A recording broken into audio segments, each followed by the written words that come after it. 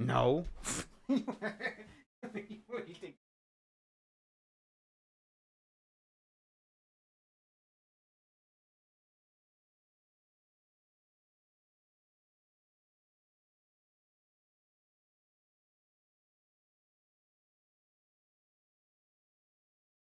I thought her. So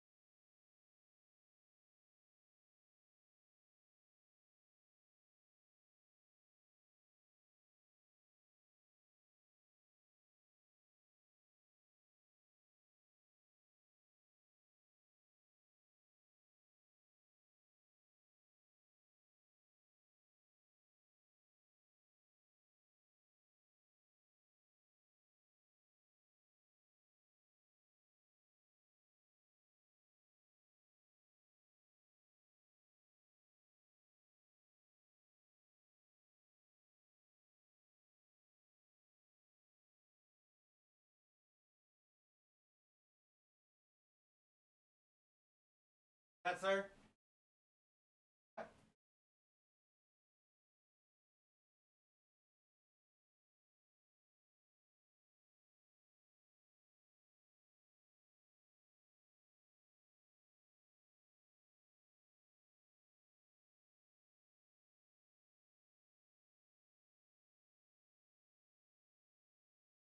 Hey, the young Mikhail picture.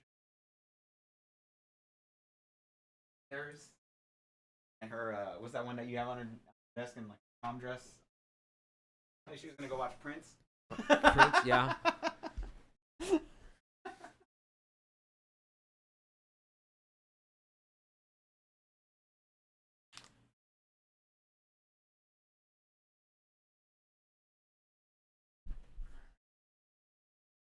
What's your audio levels now on your board on your E4? Good. You they're halfway. Yours, how much did you adjust it? 'Cause I think it's I don't know. I forgot how many it's supposed to how many game Okay, add you're at the same. how many You're at the same place that I'm at. dBs. Oh, dBs. You have more options on your board than I do. I've been thinking about upgrading. If you were, I would highly select. I've been eyeballing the freaking Podcaster Pro. I mean, not the Podcaster Pro, the Rode. Road Pro. That one looks dope as shit. I've been looking at that one, but I think I would need to add wires. What do you mean wires? Um, You would have to rearrange your desk. It doesn't have a. Does it have a USB pass through? I think it does. Okay. I think it does. Look it up, because That's what I was like concerned about. I didn't think it had a USB pass through. to go straight to your PC. Right. Because I've seen people having the what I originally was doing research on it. It was like 6 months ago or so. They were doing. Oh, we're live on here. Oh, crazy! How did it go live? Oh.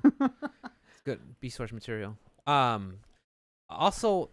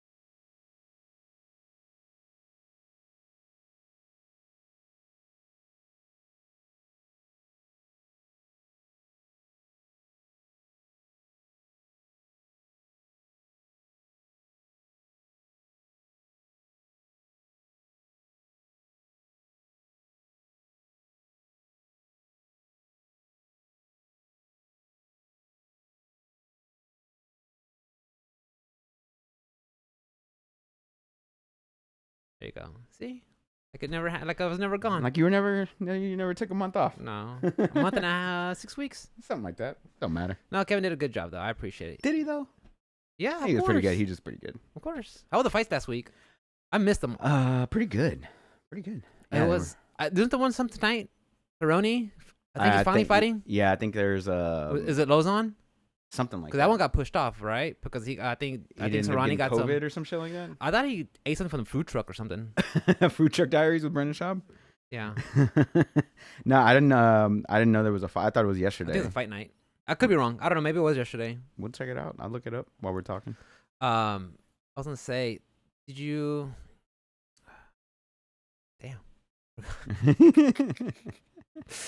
What's up, guys? Option Select Podcast. Thank you for hanging out. I really appreciate it. Episode. What number is this? 161. 161. I've been out since like 150s or something like that.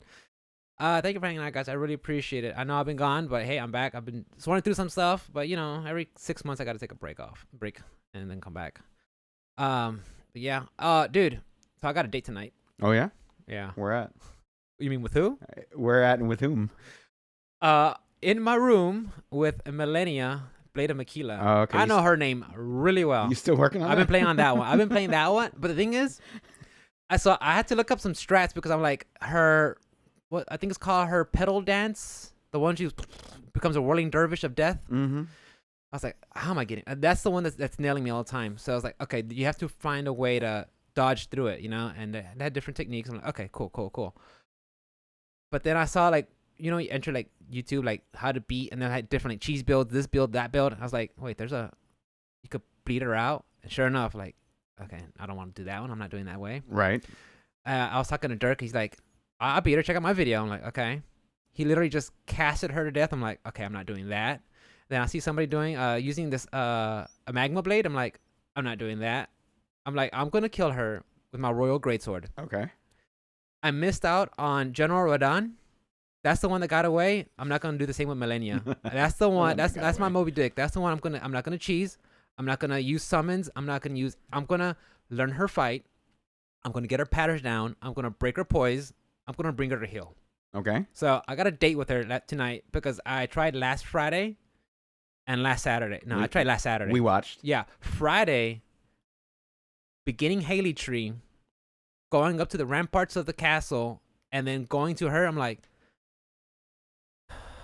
Haley Tree itself was just freaking cluster mess. Just walking the branches. Here's the horn guys. Oh yeah, I hate those guys. The ants hanging around, and then the casters on the bridge, and just like it was brutal. Okay, and then I finally get that part right. I get out of the frying pan, and then right into the fire because now there's those rotten tree guardians walking around. Those poison monsters with the multiple limbs. There's to the lesser extent the clean rot soldiers. You know, they're tough, but not too bad. They're not too bad. And then just a bunch of foot soldiers along the way. Right. And then you get to the courtyard, and here comes the bugs that have the 1,000 needles attack. I'm like, oh yeah, great. I hate those guys. Great. Okay. They home in on you like no matter where you're 100%. at. And the worst. And then you know how you do Rainey's quest, and you're like, you have to go through the Scarlet Rot, and you're like, man, I'm glad I never have to do this again. Lo and behold, you have to trudge through. Spoilers, guys. You have to trudge through. I was like, I love Miyazaki. I hate Miyazaki. He's like, oh, I had a whole new love for poison levels. You thought this was done? That's cute. Thought you were done with that? He's like, oh, he's Betty Whiting you. Oh, yeah. that's cute. I was like, okay. So. Did I cheese it? I used the quick step to get through the rut. I did. Yeah, one of my homeboy GDBs like use quick step. I'm like, oh yeah. That's the way to get through that shit real quick. Real quick. Yeah, so I was like, okay, I'm gonna do that. So yeah, then I finally got to Melania, and I had to learn that fight real quick. How many attempts have you done thus far? I lost count. For sure, it was at least an hour and a half. Ooh. I just watching my stream of VODs. I was like, okay, but I'm gonna get it though. Oh, of course. I can't wait because I'm literally spoilers again, guys. Freaking Landale Cities in Ashes, and I beat the All Who Knows All or whatever his name is. The guy you see him in the round table, right? With the bearded helmet, right?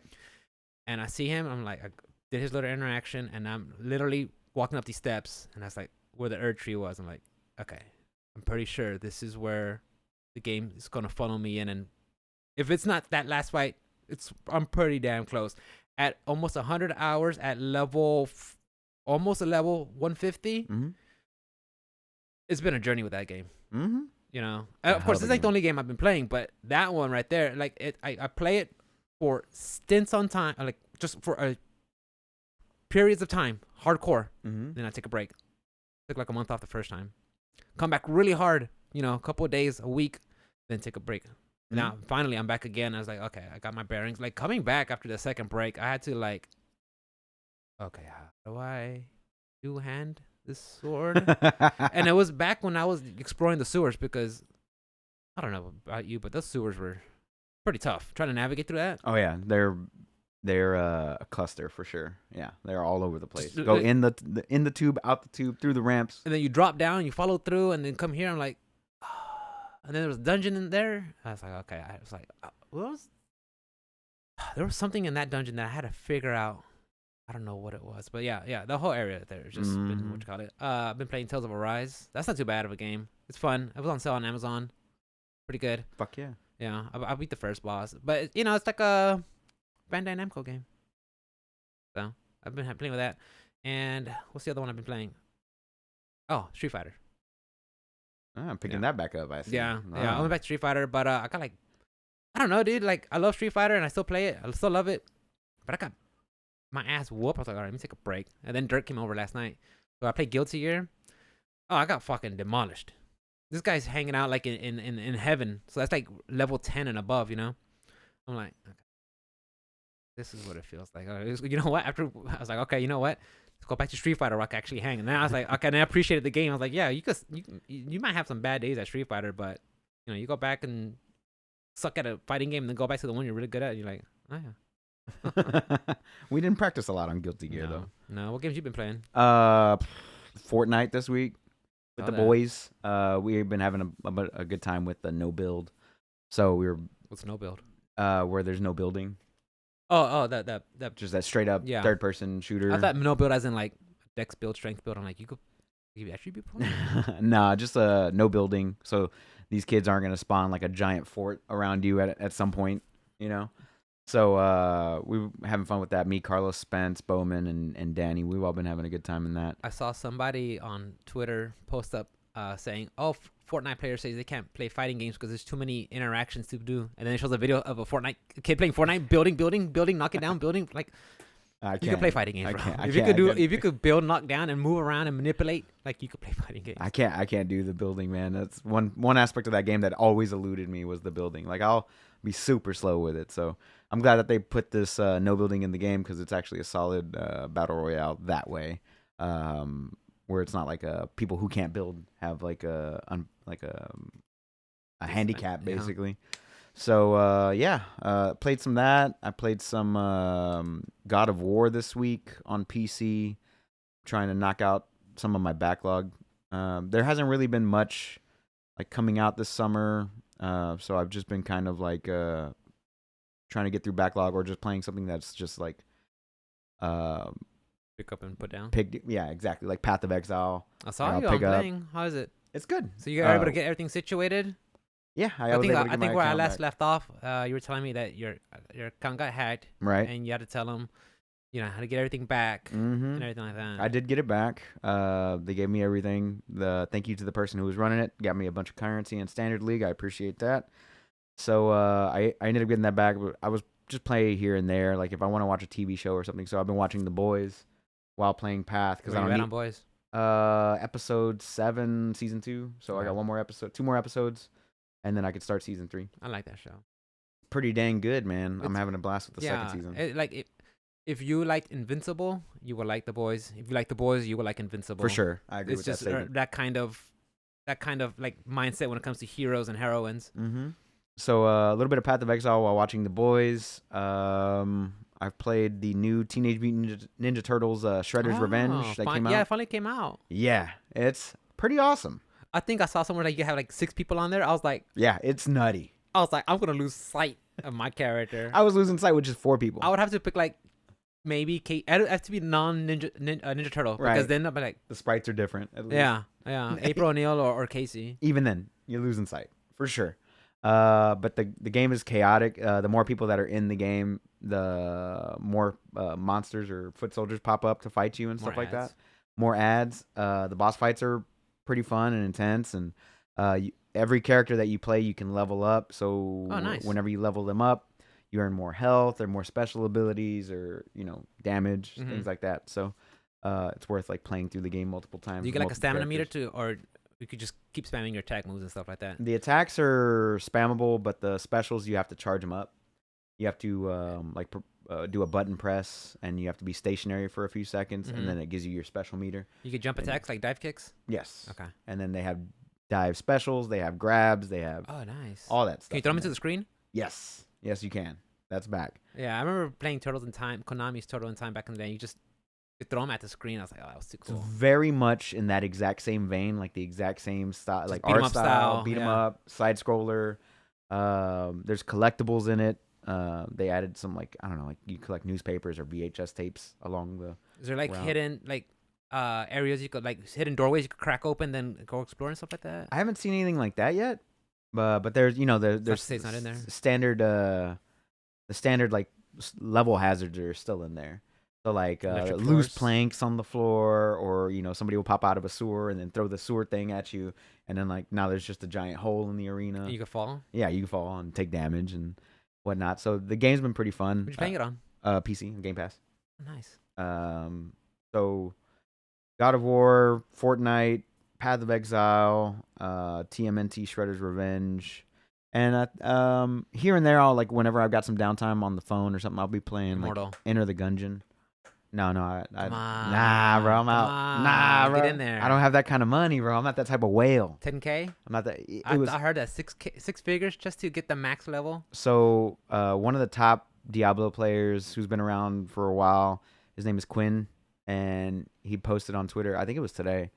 He was like, "Yeah, I just spent 25,000 New Zealand dollars, which translates to 15,000 American dollars, to get a 5-star perfect rolled gem." He goes, "Great game, Blizzard, Activision," and just left it at that. Like I was like, "Whoa." No, don't get me nah, wrong. I'm out. Mikkel's been playing, and she's having a good time.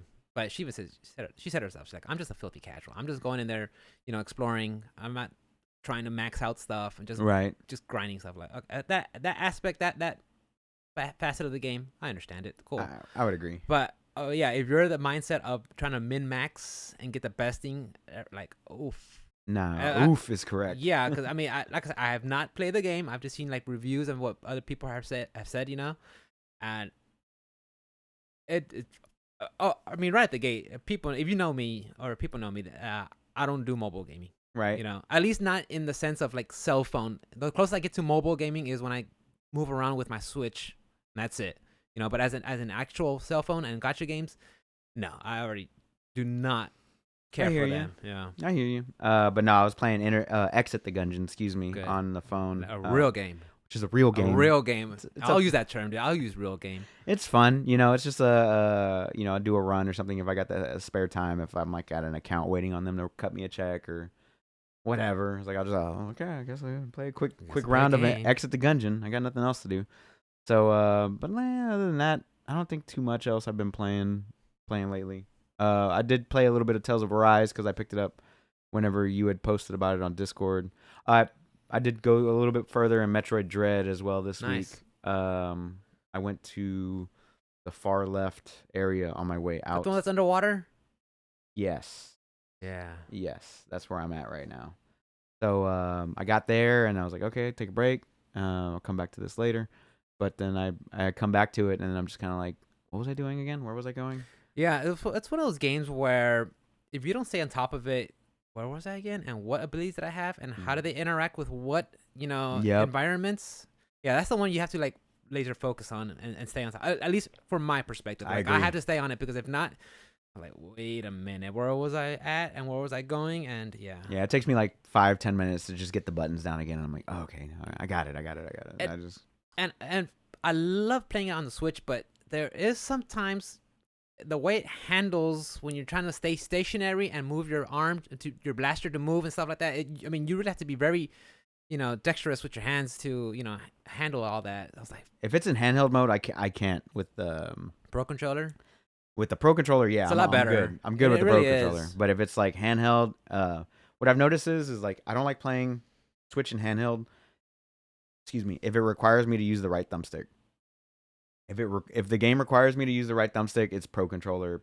Period. If I've got to move my camera to look around, nah, I'm out. It's gonna be docked with a Pro Controller. Because that placement, whenever I have my hands up like this, it doesn't sit right. I can't do the buttons and the thumbstick. So I just with Metroid I'm fine because there's no right thumbstick movement really. So games like that I'll play portable for sure. But it's just not the console isn't ergonomic enough to like justify playing it in portable mode for those types of things. I don't know. It just I've never been a fan of how flat it is in the back, and even with those little grips that I have on it, still not. I tried using the grips when I bought some, and I was like, I don't like. I prefer just the flat version. Yeah, still even with the grips, it still doesn't feel right. Version, yeah. So, but that's about all the games that I played. Watched The Boys. Watched Think about that Sonic trailer. I remember I've been watching the podcast, so I think Kevin asked you about it. Yeah. You're a Sonic fan. I am a Sonic fan. Not looking forward to it at the moment.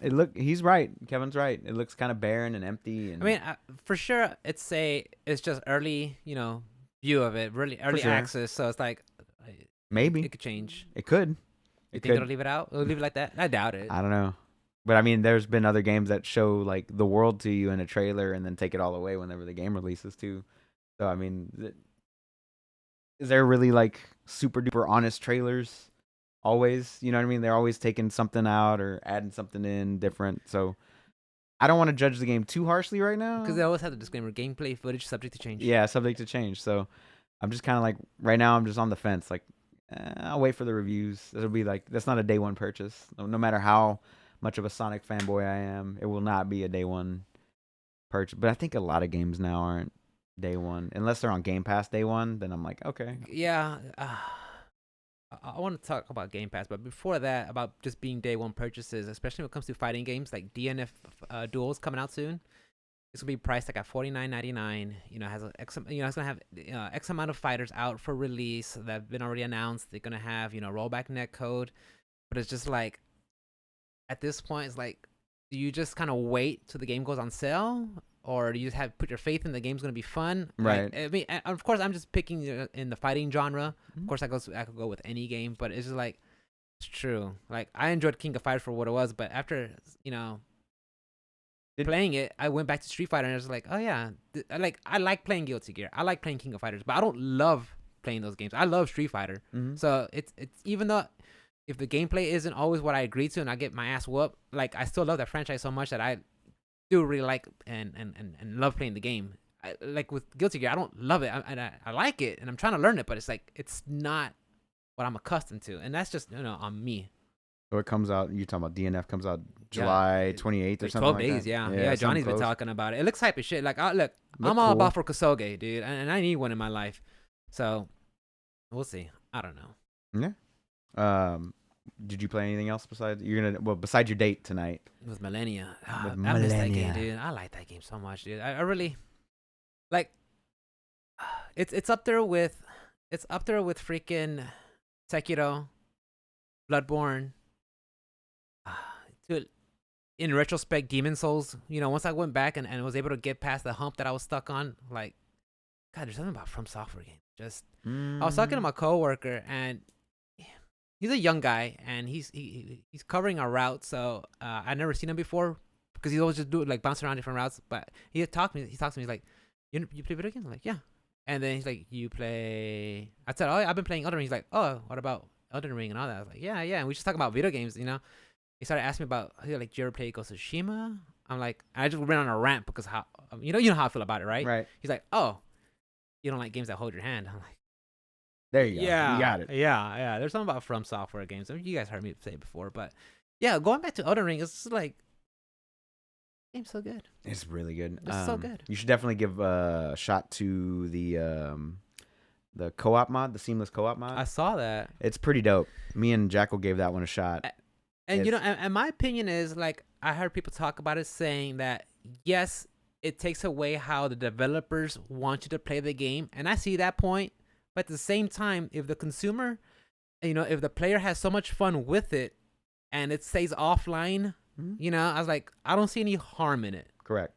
Creates So a separate save file. Yeah, I'm totally fine with it. Stuff like that, I don't think it takes away from the game because you always have the option to go back, and play it as intended. Correct. Via From Software. So mods like that, 100%. I think that it's in a good, when it gives more power to the player, 100%. Yeah, it was pretty cool. Just like straight up from the start of the game, just load into each other's games. Yeah, not having to wait, put a symbol down, and then be able to mount and be able to go to different areas, and you actually go explore. Yeah, it's not overpowered either. So if you die in the boss fight, you're dead.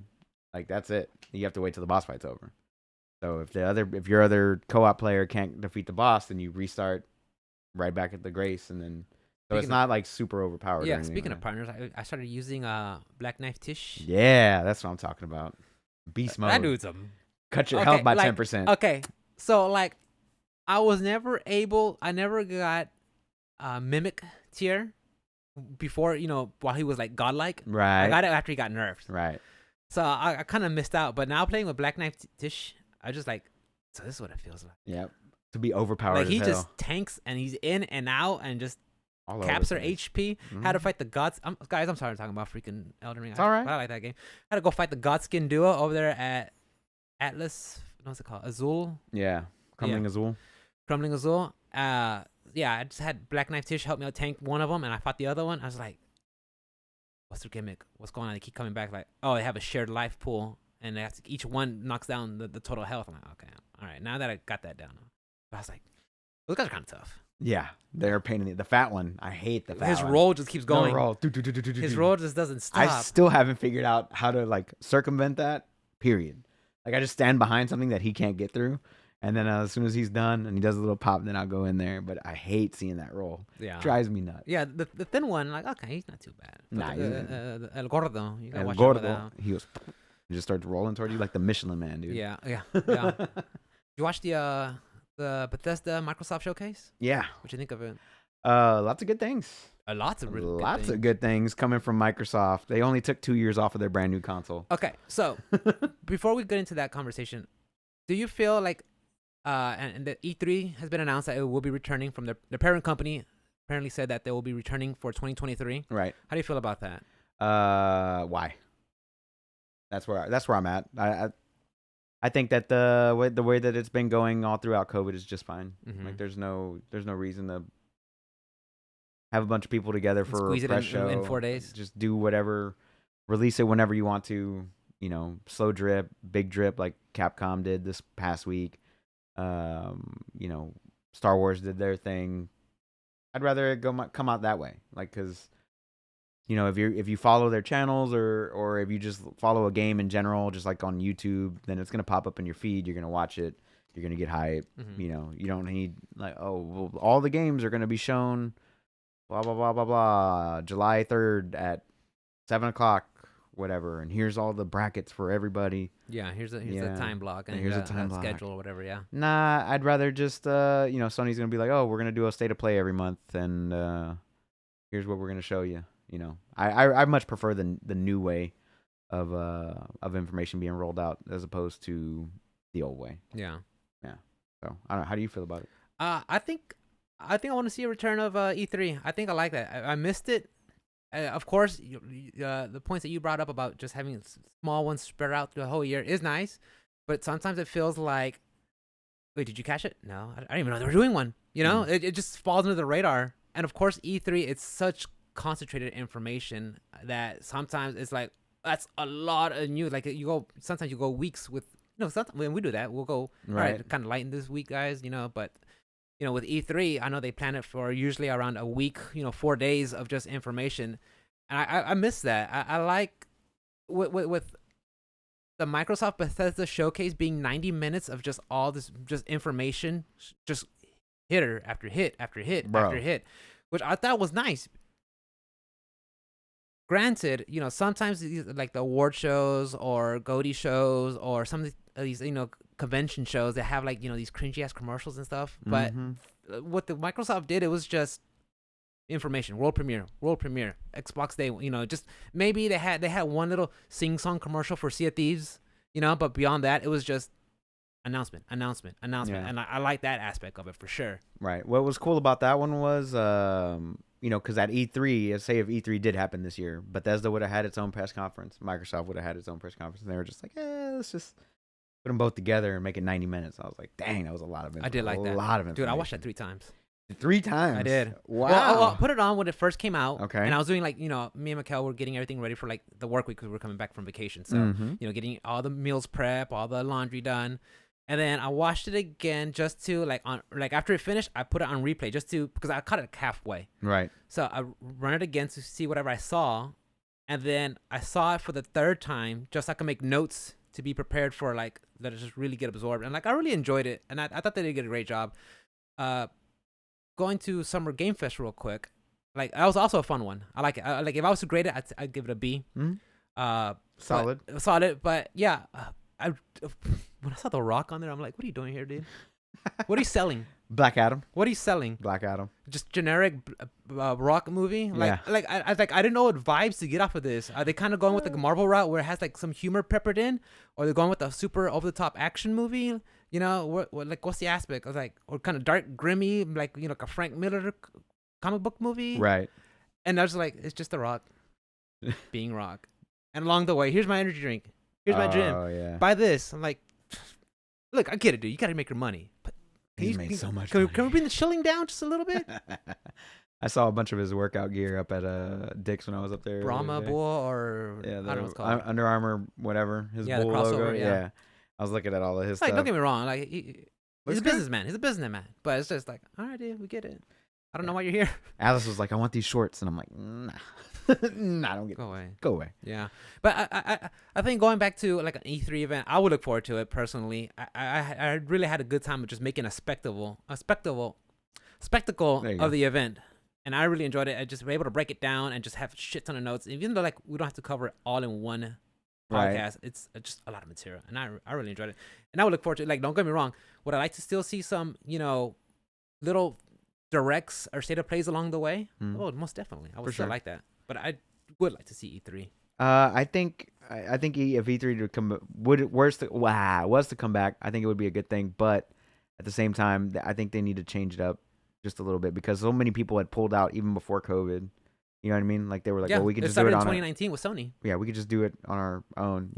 Yeah. So I think they need to return to form or a change up or a shake up or something that brings the people back because it's the years when they announced consoles, it's popping. You know what I mean? They're talking about this Project Scorpio or whatever it was. Scarlet and what was it? Yeah. What are the code names? Scarlet Anaconda? Something like that. Yeah. But yeah, they're whenever it's those years we're hype. You know what I'm saying? Those are massive ones. Those are the big ones. It's we're gonna show off Spider-Man or we're gonna do this or whatever it is. Spider-Man was a big one. But I just think that because really. For E3, the big thing was that first day 0 and day 1. It was just it was there. Did you need something? I thought I had extra water laying around, but I guess I got you, fam. Thirsty. Woo, Thirsty F-boy. You didn't even finish that one. About to. And so everything happened day 0 and day 1 because it was day 0 is Bethesda, Microsoft, Nintendo conference. The big boys. And then the day 1 is EA, whatever. All the other conferences, and then after that, you were just getting little trickles of information You get your smaller companies, your third parties, your Devolver Digital, stuff like that. Yeah. Right. So it was just this real big pop Thursday, Friday, and then Saturday, Sunday was just people just to go to the con and hang out and test out the games and stuff like that. Piggybacking what you're saying, I would like to see it like you said, a return to form where it's not a convention. It's something for the media, the press, the people who do the reviews, who are in the business, who are in the know, to get their opinion, And I'm saying their opinion matters, but it's they have some weight to it. They're in the business for a reason, and they could translate what they're seeing from that show floor onto our computer desk or to our media, so we can see what it is. And unfortunately, it feels like turning it into a convention is just the business aspect of them being just too greedy. And I'm not saying that's terrible, but you want the people who had the reviews, who have the information, to actually get into the demos, try them out, be able to break it down so you can see what it is. instead of just oh, so and so random Joe was able to play the game. Like, yeah, it does sound like gatekeeping, but these guys are in the business for a reason, Right. to give us the first hand look of what's going on. Mm-hmm. I agree with you. Yeah. But let's go ahead and talk about that Bethesda. What do you think is the biggest winner, biggest announcement? Bro, for me? Yeah, Diablo. No. Really? Not even close. Wow, I thought that would have been. Not even close. That was my biggest one. My favorite takeaway probably. Let me look through this list here. So many good things on here. So before while you're picking yours, I do want to say that watching the Sony State of Play and then watching the Xbox showcase, Mm-hmm. I noticed the Xbox showcase. At least to me, it felt like there was a lot of the genre of first-person shooters in that perspective. Okay. And on the Sony, it felt like more on the third-person, heavy on the story, Right. the writing of the game. So I don't know if you got those vibes, but that's what I kind of felt. A lot of the games I saw was like, first person. Right. First person. My favorite game from this list, which is extensive, dude, is Hollow Knight Silksong. That's the one I'm the most hyped for. I thought Hollow Knight's one of my favorite games of all time. That game is so beautiful, hand drawn. Mm-hmm.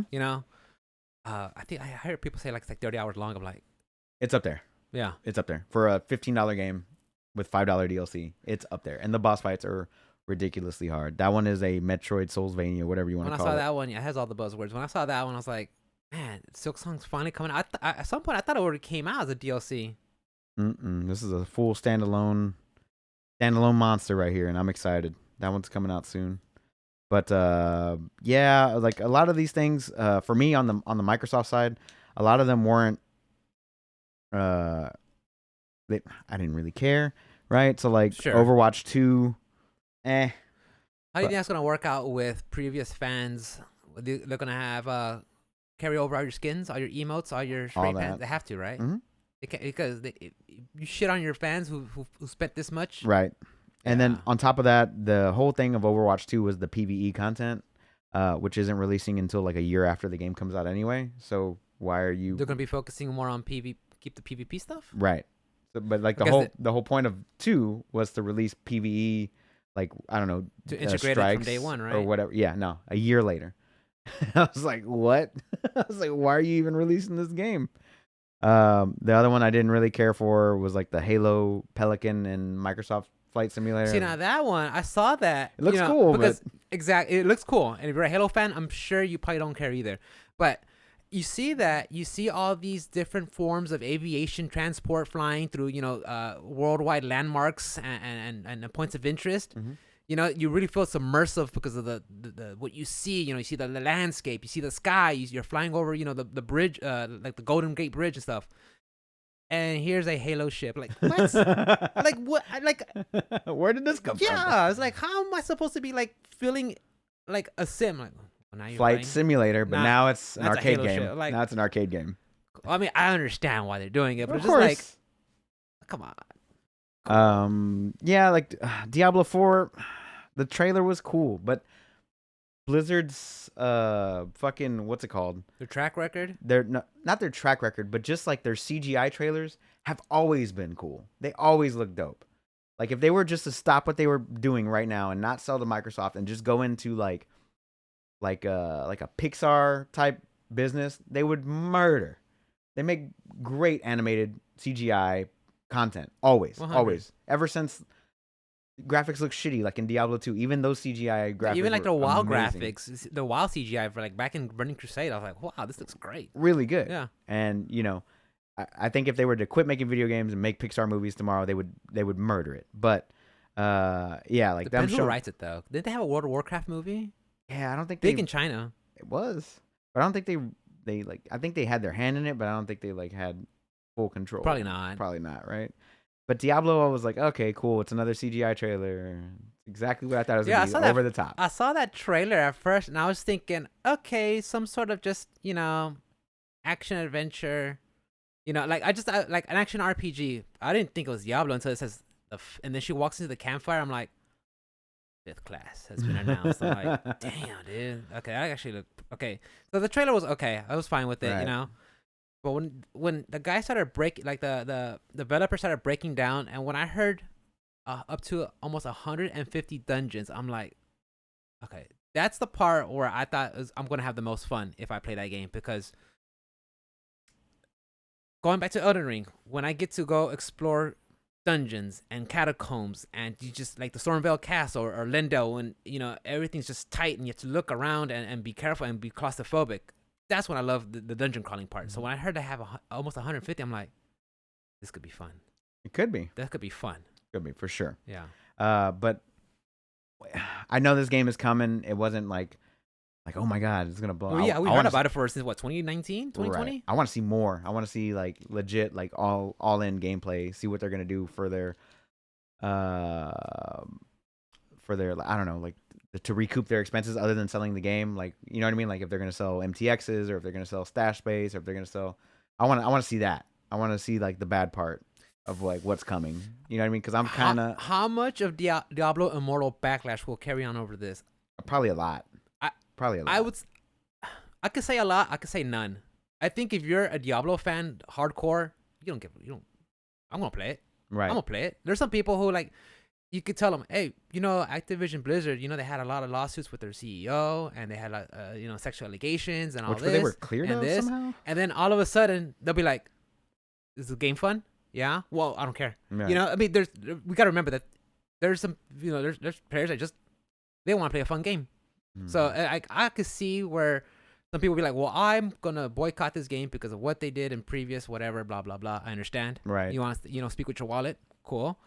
Or I don't care. I just want to play the game. So I don't know how. Like, I'm gonna bet that this game's gonna sell like crazy. Oh, it will. 100%. Of course. That's what I believe. For sure it will. But like, that trailer didn't make me any more hype for the game. Like, I'm gonna play the game eventually, right? But like, it didn't show me anything that I hadn't already seen before. Really? So I was just kind of like, okay, cool. Like, I'm excited, but it's not like I'm. Ever since like Cyberpunk, I've been like tampering my expectations. So like right now, but Bethesda, fucking Blizzard is on like a thin sheet of ice right now because they've got bought out by Microsoft. This is going to be like the first game that they put out like after they get bought out by Microsoft, I'm assuming. Well, they've been working on Blizzard before the Activision Microsoft takeover. Diablo? Yeah. Yeah. But this is going to be the first one that they release alongside Microsoft, basically, is what I'm getting at. Yeah. Because that's not supposed to take place until like the first quarter of next year. Yeah, because it's still fine-tuning things out, right? It's not 100% final. Right. It's not 100% final just yet. So, but yeah, like I see that. I was like, cool. It's coming to consoles, come PC, cool. Within a year, cool. That gives us a definite, well, not definite because nothing's definite anymore, but it gives us a pretty... it gives you a window. It gives us a good window of when this game's going to come out or whatever. So, yeah, like some of those things, like some games I was really hyped for, like I said, like Horizon or a Plague Tale Requiem, Hideo Kojima talking that he's going to do his next project on Xbox. I was like, yo. I didn't see that one coming. But some of them, like especially from more well-known developers, and not just developers, but like well-known games, I was like, some of it's kind of lazy. Like for me, the Forza Horizon 5 DLC, which was Hot Wheels based, yet again for like the 5th game in a row. It's like, that's a DLC or like a separate game? No, it's DLC. It's Forza Motorsport and Forza Horizon. I thought one was meant to be like, I thought there were two separate games. Like one meant to be arcade style, and then the other one was meant to be like more like of a race simulator. That's correct. Okay, but it's one game. One of them, the Motorsport's a DLC. No, so Motorsport is going to be its own standalone game. Okay. And then Horizon is its own separate game. Correct. Okay. And then they have a Hot Wheels DLC coming out for the Horizon arcade game, which has been the first DLC for every Horizon game. Okay. So basically, they're pulling right now. To me, what they're doing, Turn 10 is just basically being Call of Duty, where it's like, oh, we're gonna release this game, and then next year you're gonna get this game, and you know what I mean? Like they release the game, and then, oh, let me take a wild guess. at what the DLC was gonna be, Let me right? guess, Like, Nuketown. let me guess. If fans like it. We're gonna get some Hot Wheels. Yeah. You're gonna make some new Hot Wheels tracks with some orange road. Like, I get it. You know what I mean? Like, I get it. So some of them were kind of like Yeah, like, they weren't all like they for weren't all us. winners. Yeah, they weren't all for me. Yeah. But yeah, there was some fire. I did like the fact that they said, and I'm not gonna hold their feet to the fire, but they said within these games will be released within the next 12 months. I like that. I mean, they got a plan. That's when the They're gonna crunch started, bro. The crunch started a long time ago. Yeah. They said we got a year, and But- I was like, get to work. Going back to what you said about Diablo, about tempering expectations, you're right. When I'm not gonna, I don't quote them, but I remember, when games say their most ambitious title yet. I remember Starfield, they start off with that. So when I hear words like that to start generating buzz, I'm like, okay, I've heard of other games who are the most ambitious yet, and I've seen where they landed. So when I hear those words, I'm like, Right. You can either land. tranquilo, chill, because You can either land on the Elden Ring side of the fence, or you can land on the Cyberpunk side of the fence. Like, which side of the fence are you gonna land on for the most epic game? and even Elden Ring having a month delay, I was like, fine, All right. fine. To make it better. It's just there's something about that where I'm totally okay with. From Software's track record is like, yeah, I have no problem with For that. sure. But still, I still want to focus more on the Diablo part. Sure. But seeing the gameplay, I liked what I saw. It Right. looked pretty when they talked about open world, and I really do expect it to be open world. I expect that sense. Not so much. The graphics look good. I did like the part when they said the PvP part's gonna be. I don't PvP, but I like the part when they said if you're like really really good, they're gonna paint a target on your back, so you'll be like a loot pinata, so they can come Right. hunt you. Like I like how you could be really good. Now there's an incentive for people to come after you. I like, And on focusing on that whole open world, like MMO ARPG type deal, like I'm not the biggest fan of Lost Ark. So whenever they're changing up the formula, like I'm glad that they're changing it up. Maybe they might do it right. Like I wasn't the biggest fan of like the Lost Ark style, where like you can go around and there's like this open world, which is basically just like a regular map where like everybody can join up on the server. Or not everybody, but a lot of the people can join up on the server. And you can like walk around and kill monsters together, or kill snipe other people's monsters or whatever. Like that part was okay. Like it didn't really change it up too terribly much for me. Like you're gonna go through and play the game like the way you're gonna play it anyway, right?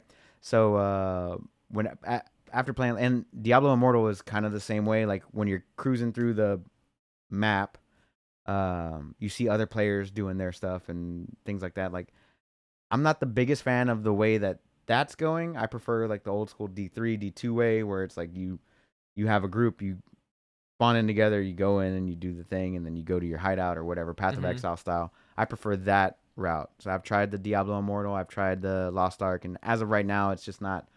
It doesn't sit too highly on my list of like features that I want. Like, cool, it's open to people. You could see what they're doing and whatnot, but I don't really. My need it. takeaway from that was when they said kind of MMO-ish esque. I thought it was more of the whole just having like world events and like world bosses, not so much like the whole, looking for not looking for group or looking for dungeons or like what the every MMO has. Like I said, I just thought it was like, saying here's world events, world bosses. Those exist in Immortal and Lost Ark as well. And you do see the server. The chat goes wild, dude. Like, So-and-so whatever spawned. world boss spawned on this server, and like everybody tries to hop in and go kill it. Like that part's cool, but like seeing everybody around on the map, like the world fights for sure. Like I don't mind that.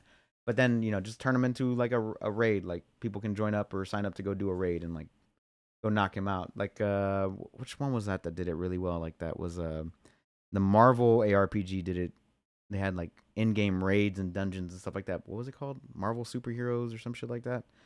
They discontinued it after a while, but that one had really cool like MMO style, like both Diablo type gameplay, but with like PoE currency system and stuff like that. And you brought up a good subject, a good point. You have to be online to play this game. Yeah, you had to be online to play D3. Had to. You play D3? Mm-hmm. Had to. Couldn't play D3 offline on PC. I don't know about. I play on console. I didn't play on console. Yeah, I played it back when it launched on the 360. I'm pretty sure on the console you could play offline, but on PC it had to be online always for sure. It would not let you. You couldn't sign in, so you had to log in with your name and stuff like that. So Yeah. that So one was online. I wonder how only. that's gonna work out. I'm pretty sure it'll be online only. Fucking Gran Turismo 7 is online only. I don't know how I feel about that. Yeah, I'm just like, like what if you lived in a You have bad connection. Yeah, bad Or connection. your internet's down and you still want to play a game. Right. Yeah, that kind of grinds my gears a little bit whenever things like that happen. Like, oh, you have to be online to play a single player game. Cool. Appreciate that. Yeah. Going back to Elden Ring, I like that feature. You play online or don't. stay offline. Fine. Yeah, for sure. I wanted to pick your brain on Persona on that conference. You know, I saw the colors and I was like, Atlas. I'm like, Persona. Loved it. I'm glad it's coming out. Right. I'm glad it's coming out. And then I look at Atlas. I look at their tweet, and they're like, Xbox, Steam, Windows, PC. I'm like, where's Nintendo Switch? I didn't see Switch. I'm like, no. oh, come on, man. Like, I want to play Persona 4 Golden, but I think that would be a perfect Switch game. That's where I want to play it at. Okay. And it's just like, why? Why not? I mean, Right. it's a PS3 game, PS2 game. PS2, if I remember correctly. Maybe, I don't know. It Yeah, might be PS3. maybe. I think it might. Persona It's 4? one of those. Persona 4. I'll look it up. It's either of those, but it's like, I know the Switch can power it. Hell, freaking, it could probably freaking power Persona 5 Royal. I would assume. I mean, you have some. It came out in 2008. It was released on PS3. Yes. Okay, PS3 was the original. Okay. Yeah.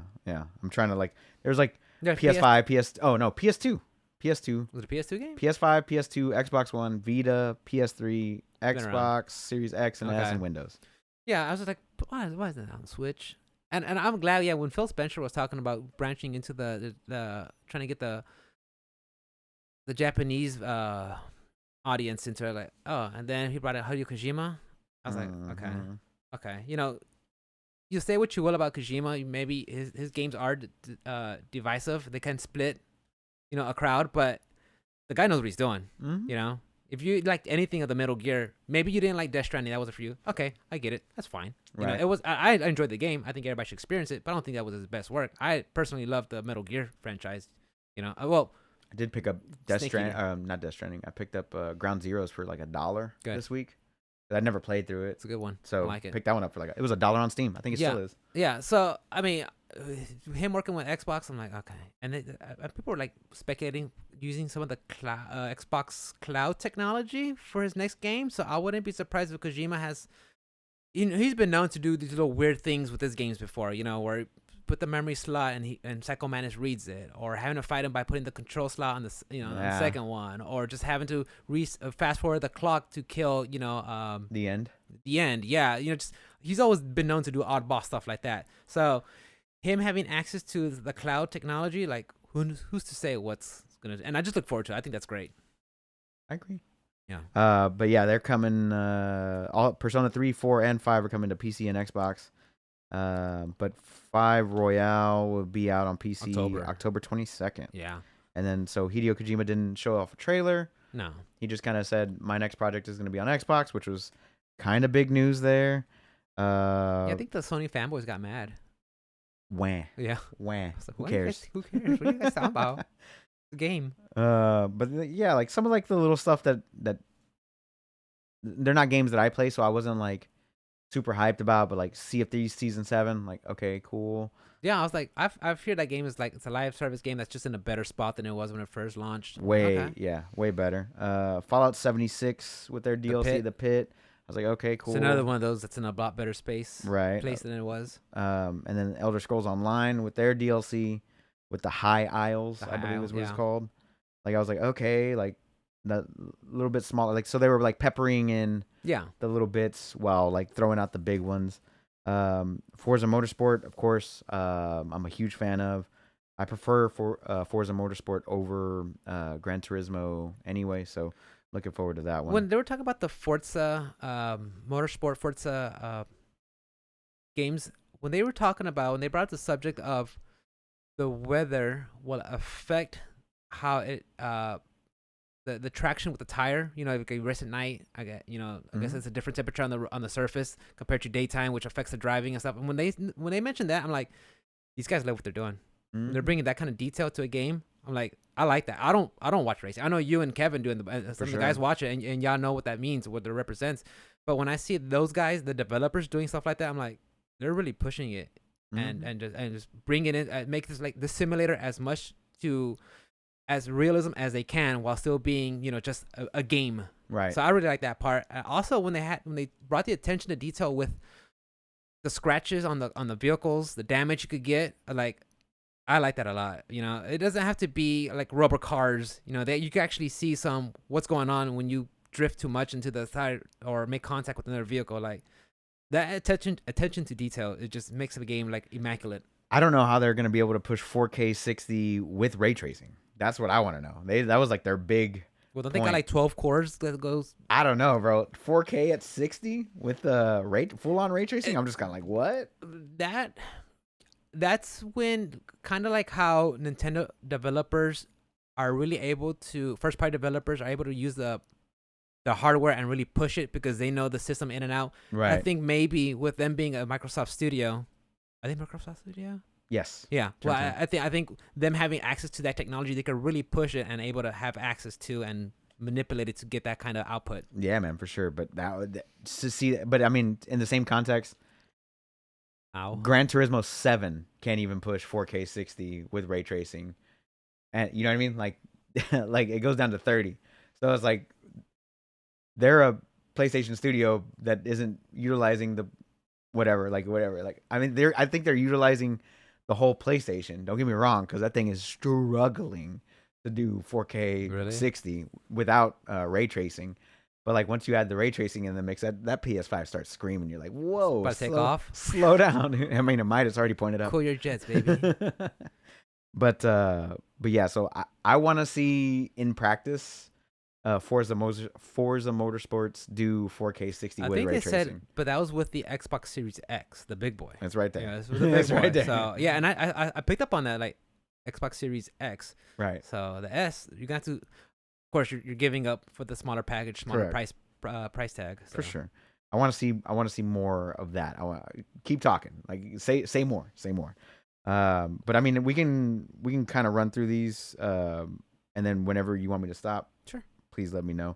I think the first on the list was like Redfall. I saw that. Right. What do you think? Yay, nay? Again, the first person view. Okay. It's like a vampire Left 4 Dead, right? That's what I saw, yeah. It didn't have anything that was unique. Right. And again, not every game was for me. For sure. And same. I think they try to sprinkle in a little bit of everything for everybody. Yeah. But then they showed off Hollow Knight, which I'm excited for. Did you ever play the first? I played some of the first one. I appreciated the artwork and playing it, but it didn't hook me. Okay. And then High on Life, which is Justin Roiland's new game. Which you literally gotta be high to play that game. It looked pretty funny. Like that looks like you're on a trip. That's when you. Yeah. It looks silly. Yeah. And I was kind of.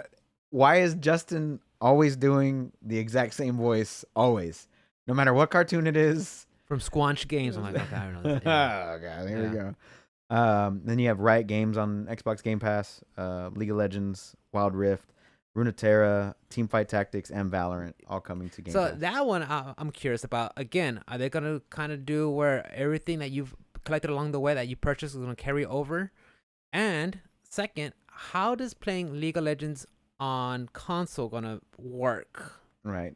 Because you've played both console and keyboard, where you feel like there's an advantage inherently with mouse and keyboard, especially when it comes to movement and manipulation of your character. Correct. And I feel the same way. When I used to play Dead by Daylight, I started off playing on an Xbox controller, and you can move around just like a basic movements here and there. But something about mouse and keyboard, your speed and able to manipulate and turn just feels a lot more responsive to the controller. So I don't know how that's gonna translate with console. So the big takeaway for me for the Riot Games thing though was that they're giving away all League of Legends champions and all Valorant champions. I was like, what? Yeah, I saw that. Another thing I want to bring up also is how they're gonna handle Project L. Will this be something that's gonna go exclusive to Xbox? Is this gonna be on everything, or how's it gonna like? I want to see how they're gonna handle this also, because Project L, that's the only thing from Riot that I care about. Right. I think it's going to be on everything. I just think that you're going to get a little bit more bang for your buck per se, even though it's a free to play game. You're going to get a little bit more bang for your buck going through the Xbox. If you have a save file, it'll be like an extra skin or right, or like that. you get an extra couple characters Yeah. if you're playing on Game Pass or whatever. So I'm pretty sure we'll get more information on that as we go along. And then they showed off a Plague Tale Requiem, which looked phenomenal. The first game was phenomenal. Probably one of my favorite games of, what was it, 2018, 2019? I think so, around there, yeah. It's really good story narrative game with good gameplay. It's like, what, like 15th century France or something like that, with the plagues going on? Black Plague, Yeah. and just swarms of rats that is just creepy. And it's basically a puzzle, like a walking simulator, but like puzzles all along the way. So it was all around a good time. I don't know if you, probably not on that one. Yeah, I kind of figured. Yeah, nah. She looked like a Renaissance Aloy. Yeah, Look, Aloy's hot. I got a thing for redheads. Yeah, Married one. Obviously. I married one. Obvious facts. Say less. Forza Motorsport. Look beautiful. Look I'm not even a gorgeous. racing fan. I don't care for it. I don't even watch racing. But just seeing that, I'm like, Jesus Christ, these guys are pushing it. Oh yeah, and they showed off Microsoft Flight Simulator with the Halo Pelican in there, and then they did Overwatch 2, which they gave a release date in October 4th, I believe. But it's just PvP, so why? Whatever. I don't know. I don't know what their business model. Why? I don't. I guess with the different SKU, they feel like they justified asking for more money. I have no idea. No, it's free to play. Oh yeah, it is free to play. It's free to play. That's right. But once again, I don't know. I'm not gonna. But they've been like, again, with the whole Activision Blizzard fiasco, they have had a lot of stuff where, like, you know, leads been leaving, or, you know, team members have been leaving, or they've been taking resources. Like, For sure. I mean, I don't have the information in front of me, but I've heard there's been just like some turmoil behind the scenes. So I don't know how much that affected Overwatch. Right. Probably a lot, because the lead Overwatch dev left. Right. Yeah, Jeff Kaplan left, and then he had a replacement, and then I think that replacement guy left. Yeah. So I don't know. I'm kind of on the fence about that. I'm not a big Overwatch fan. Like, I would have to ask Travis how he feels about it, how excited he is, and then you know, what his expectations are when this comes out. Right. I'll have to get Carlos's opinion on it myself. Yeah, friends that play it. Era History Untold, real time strategy. I felt like I've seen demos for this game for years, a while right? now. It's like, yeah, a little blue haired girl or blue haired lady, or maybe it's a different one. But it's just like, again, not for me. Real time strategy is not your thing, but maybe for Mikkel, Could be up her alley. Then they showed off Elder Scrolls Online High Isles, June 21st, which is real soon. Wait, it's June 12th, July 12th. June 21st. Oh, 21st. Sorry. Just and then Fallout 76, The Pit. They showed that off. They always get the weirdest music to play with their trailer. Yeah, for Fallout games specifically. Mm-hmm. Speaking of Fallout, Todd Howard did say that it's going to be Starfield, Redfall, Elder Scrolls 6, and then Fallout 5. Okay. So that's the order That's of the games that they're doing. A plan that's coming out. Okay. That's their plan. That's a roadmap. That's probably like 20 years from now, to be honest with you. But next gen. next gen. Next gen for sure. Because apparently they're only lasting 6 years now. So, Forza Horizon 5. Forza. You said it right. Hot Wheels DLC is out on the July 19th, next month. Once again, just loop-de-loop tracks with the Hot Wheels colors. Yay! And then you got my boy Vin Diesel riding a dinosaur. Again, that's another one. Like, I haven't seen Vinny ride this. Just grunting, riding a dinosaur. It was like 2 years ago or a year ago or something like that that they showed it off. I think it was at the Video Game Awards. Yeah. Like, okay, he's doing something. Good Why is he in this game? Yeah, why is he in this game? I feel like when developers spend so much money to get a big movie star in their game, it just fucks off the game. So like, i.e. Cyberpunk. You know, maybe Vinny is a big fan of. I know he's a fan of gaming, right? So maybe he's just a really passionate and wants to be a part of this. Who knows? So he's working for free. Maybe. I have no idea. You know, so I have no idea. But it just feels like they're kind of marketing it. Like, I get it. He's in the game. Cool. Yeah. Well, Like celebrities in video games is like I think it's that's pretty cool. I don't know, man. But it's not gonna be like well now I have to buy it. Right. It's like nah. Unless it's Chris Pratt, and then I'll be like, then I'm in. yeah, Then I'm in. 100%. Unless he does the voices. Then they showed off Scorn, which is That October disappointed 22nd. me. Did it? Yeah, because Why? when I first saw it with the Xbox S and X reveal of those consoles, they talked about Scorn. They showed kind of like a couple of images here and there, some little trailers and stuff. Not even. I think it was just stills in the title, but always got that what's the artist director of like Aliens, Geiger or something. Yeah. But that very curvy and skulls going to spines and just when I saw that aesthetic, I'm like, oh my god, maybe it's gonna be like in the Alien universe where you're stuck inside like a labyrinth and you have to like fight your way out and stuff like that. Right. And then I was like, here's a gun. I'm like, oh great, another first person shooter. Yeah, great. It was very first person shooter. Another one of those. Just like how you guys talked about, there's like those Dead Space clones that are running around for the last in the last show. Mm-hmm. Like there's a whole bunch of first person shooters. Yeah. But I just saw the aesthetic. I was like, oh, I love how this looks. Let's go do some dungeon crawling. First person shooter. I'm like, nah, never mind. out. I don't know. That one didn't. The art style is really cool, but the gameplay, you got it right on the head. It's like, okay, cool. Another first person shooter. Another horror setting. Okay. Right. Yeah.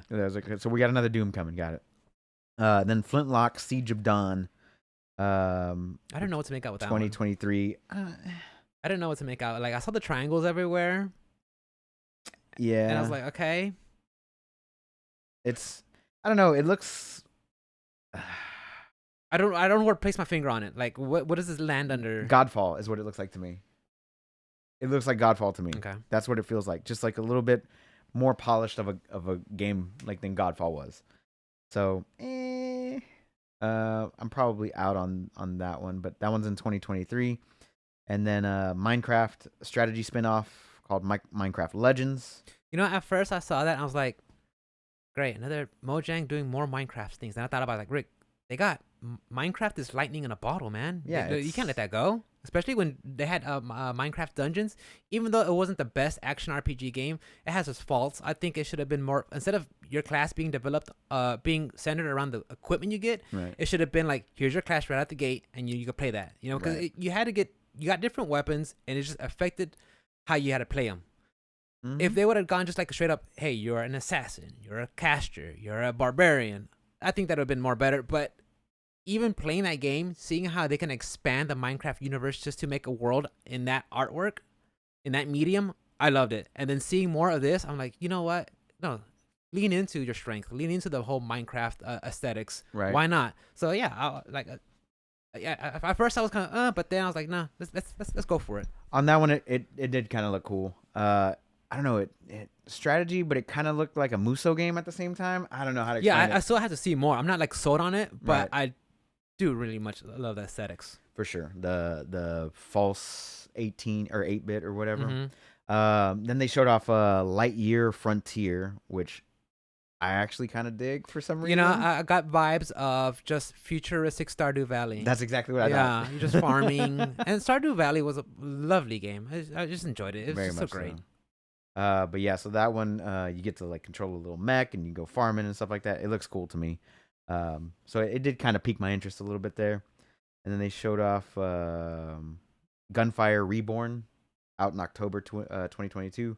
Oh yeah, it's a little first-person roguelike, real cartoon-like, right? Yes, first person Yeah. roguelike, another first person shooter. You love to see them. So there's that. Just stop me whenever you want. No. I'll just The Last Case of Benedict Fox was the next one after that. I saw it. It looked cool, and then I stopped and said, "Yeah, that's all it has right now." I don't know where they're going with it. It does have that side scroll. I guess you could call it. It looks like a platformer / Castlevania. Right. But I mean, that's just from what I saw. I don't know, because he looked like he had a double jump. And they had like he could whip through things, and you have to. It looks cool. It looks cool. It looks cool. It looks cool. It's definitely on my radar, and if it's on Game Pass, then why not, right? Which, at first I was thinking, I'll talk about Game Pass after this. Oh, okay. Yeah. And then there's so many games. As Dust Falls, July 19th. Yeah, that one right there. Again, you guys probably know me that interactive video games I'm not a fan of. I don't call them games. Stories. Yeah, exactly. You know, and the thing is, like, I may not be a fan of them, and that's fine. There's someone else who does like them. I'm not saying they're all bad, because I did enjoy, during the height of its popularity, The Walking Dead Telltale games. I enjoyed it. You know, the decision that Clementine has to make at the very end, I loved it. But it doesn't mean that this is something that I'm going to be like, oh, I got to play it, you know. And again, the Walking Dead Telltale one, the genre, that franchise was really strong, and I liked it. So that's the reason why I played it. So again, it's not for me, but I'm glad these games exist. So it could be another form of medium, you know, to have they can express themselves. Right. I'm not the biggest fan of those games either. I'll definitely sidestep that one. You can miss me with that bullshit. So up to 8 players though. I don't understand. Like, you doing a story game with full on 8 players? That's kind of weird. I have no idea. Yeah. And then they showed off a battle royale that's been on PC for about a year called Naraka Blade Point. Yeah. I've heard some people from the FGC have some like some crossover with that game, because it's about, you know, kind of footsies and picking your characters and having matchups and knowing, like, I hear there's some crossover there, but that's all. Yeah. So that one's coming to Xbox for the first time. And then you had Pentiment, which is Obsidian Entertainment's next game, set in 16th century Bavaria, coming out in November. Did you see? I remember that name, but I forgot. Okay, yeah. Look like this. Oh, that one. Yeah.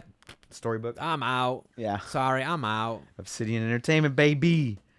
Best Fallout developer of all time. And then Grounded is getting its full-on release in September. Because it's been in early access on Game Pass for the longest time. Yeah. That was already out. That's been on early access. I know they had an accessibility feature where the spider won't look like a spider if you're scared of spiders. I'm like, okay, look, an accessibility thing is like if you're handicapped and you can't play a game, or you're colorblind, that's an accessibility thing. You're scared of spiders? Yeah, some people just puts them in a fright, bro. Like, Alice can't even have if we're outside and if a fly lands on Alice, she automatically assumes it's a spider, jumps up, starts scared. Like, If it's a roach, then yeah, I start doing kung fu. You know, if I see a pock mark and clusters of small holes, then I start getting freaking, you know, the trypophobia. Oh yeah. We see a bunch of little holes. I didn't have it at first until I was on my buddy's Trip stream. He was playing Medium, and they have a lot of that stuff. He's like, oh, trypophobia start triggering. I'm like, what the fuck is that? Like, don't Google it. Don't. Yeah. Oh God, what? Sure. Don't Google it, guys. After that was Ereban Shadow Legacy, which is a stealth platformer game. They got from Baby Robot, published by Raw Fury. So that's it looks kind of cool, but yeah. What's fast-paced stealth? What's that mean? I don't know. I want to see some more gameplay on that one. Then, of course, we had the Diablo 4. Doesn't have a release date, but out next year with the Necromancer. That one's going to be crazy. Good. That one's going to be selling like crazy. That one's going to be topping charts. For sure. Yeah. For sure. Especially if it releases all at the same time. Minus the whole negative publicity that Activision Blizzard's been getting. I think this is going to just, who cares? Diablo's a video game phenomenon that people are just going to flock to. I think it's going to be insanely good. I agree. And then CFD Season 7 we talked about. It's June 21st for those that want that. You have Ravenlock, which is an action-packed fairy tale. You remember that one? No. You don't remember that one? Here, I'll fast forward through the trailer a little bit so you can see. Well, if it'll play. There we go. This one here.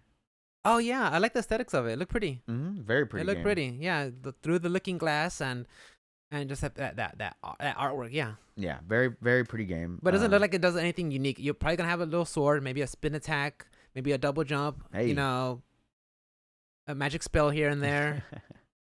One of my other favorite announcements was Cocoon, which is coming out next year from Annapurna, which is the people that made Limbo and Inside. Yeah. That game looked really cool and interesting, but then again, all their games look phenomenal art styles from them, great gameplay, all that stuff.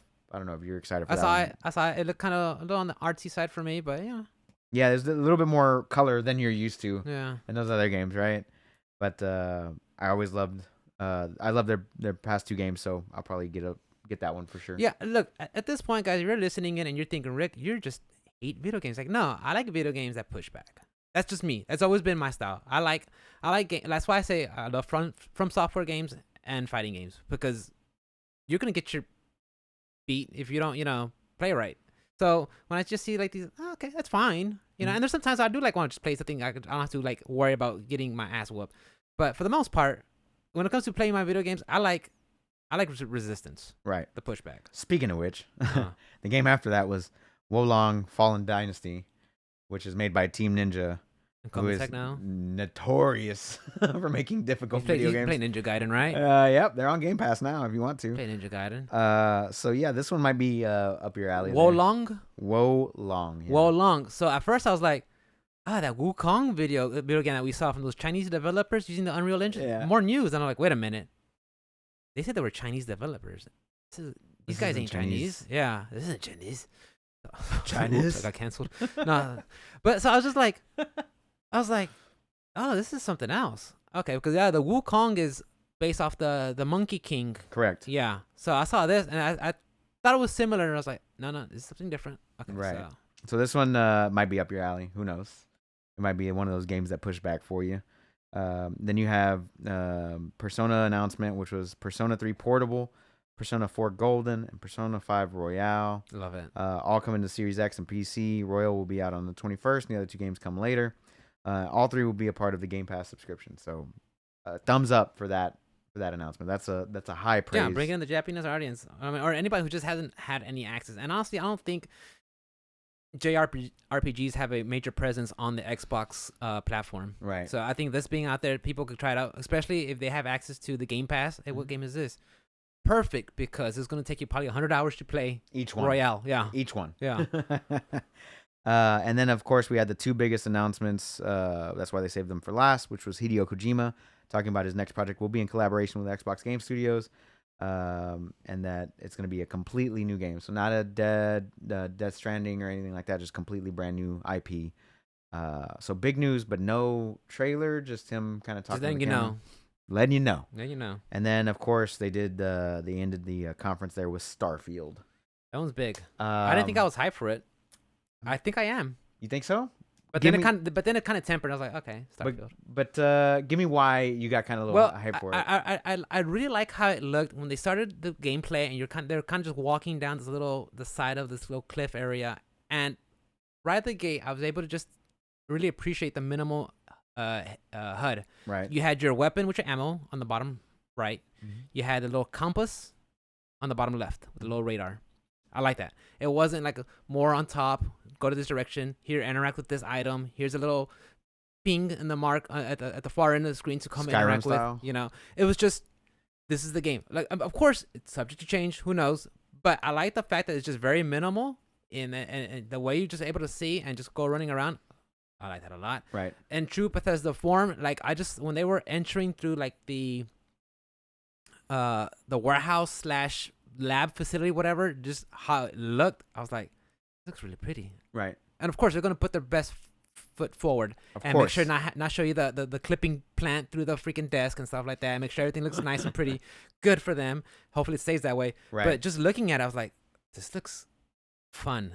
The gameplay the gunplay the gameplay almost looked like I was like, am I looking at a Call of Duty game? Mhm. Because the way he's shooting his rifle and his pistol and everything, I'm just like, and his double barrel shotgun, I'm like, this gameplay looks like it could be really fun. Right. And then the customization, even though for the most part, I'm probably going to have if I do play the game, I'll probably going to have helmet on, fully geared. I won't see what the character looks like. But Sure. the fact that you could go and really customize up to the way your character walks, just stuff like that, I'm like, I like it.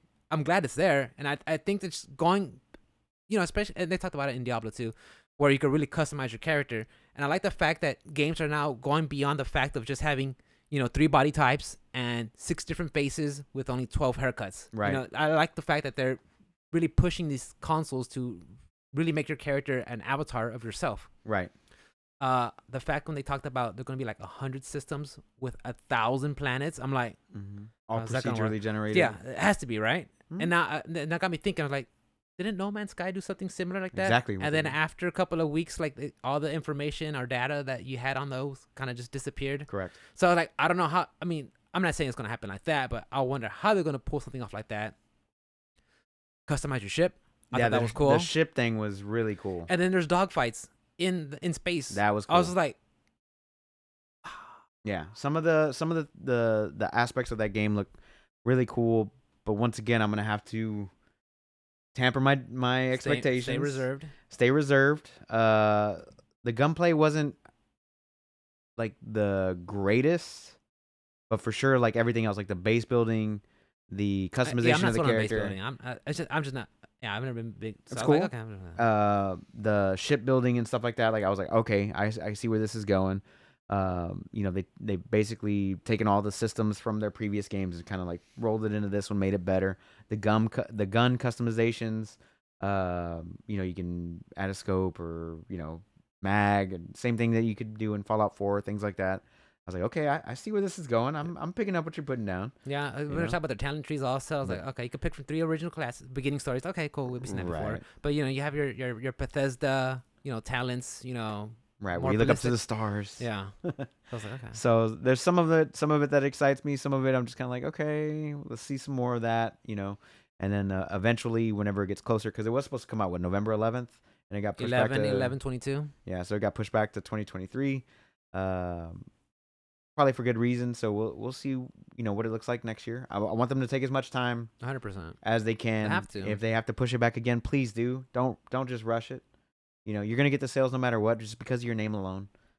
So just take it easy, do it right. Yeah. I want to see that game succeed. So I'm still withholding like my hype, but I gotta say I am kind of excited for it. It looks dope. It looks good. Like I was really excited, and then I kind of tempered, and then I was like, well, maybe I'm excited. I don't know, but like I said, I'm not crazy about it that I want to do 100% research and find out everything that's going on, right? And follow the Twitter. No, okay, it does exist. It does look good. All right, let take their time. Do what you got to do. Yeah. So that was the entirety of the Xbox game conference. And would you mind if we took a quick let's take a pause break, please and thank you? Guys, go anywhere. Because we got another press conference to go through. Yeah, we can pause. Be right back.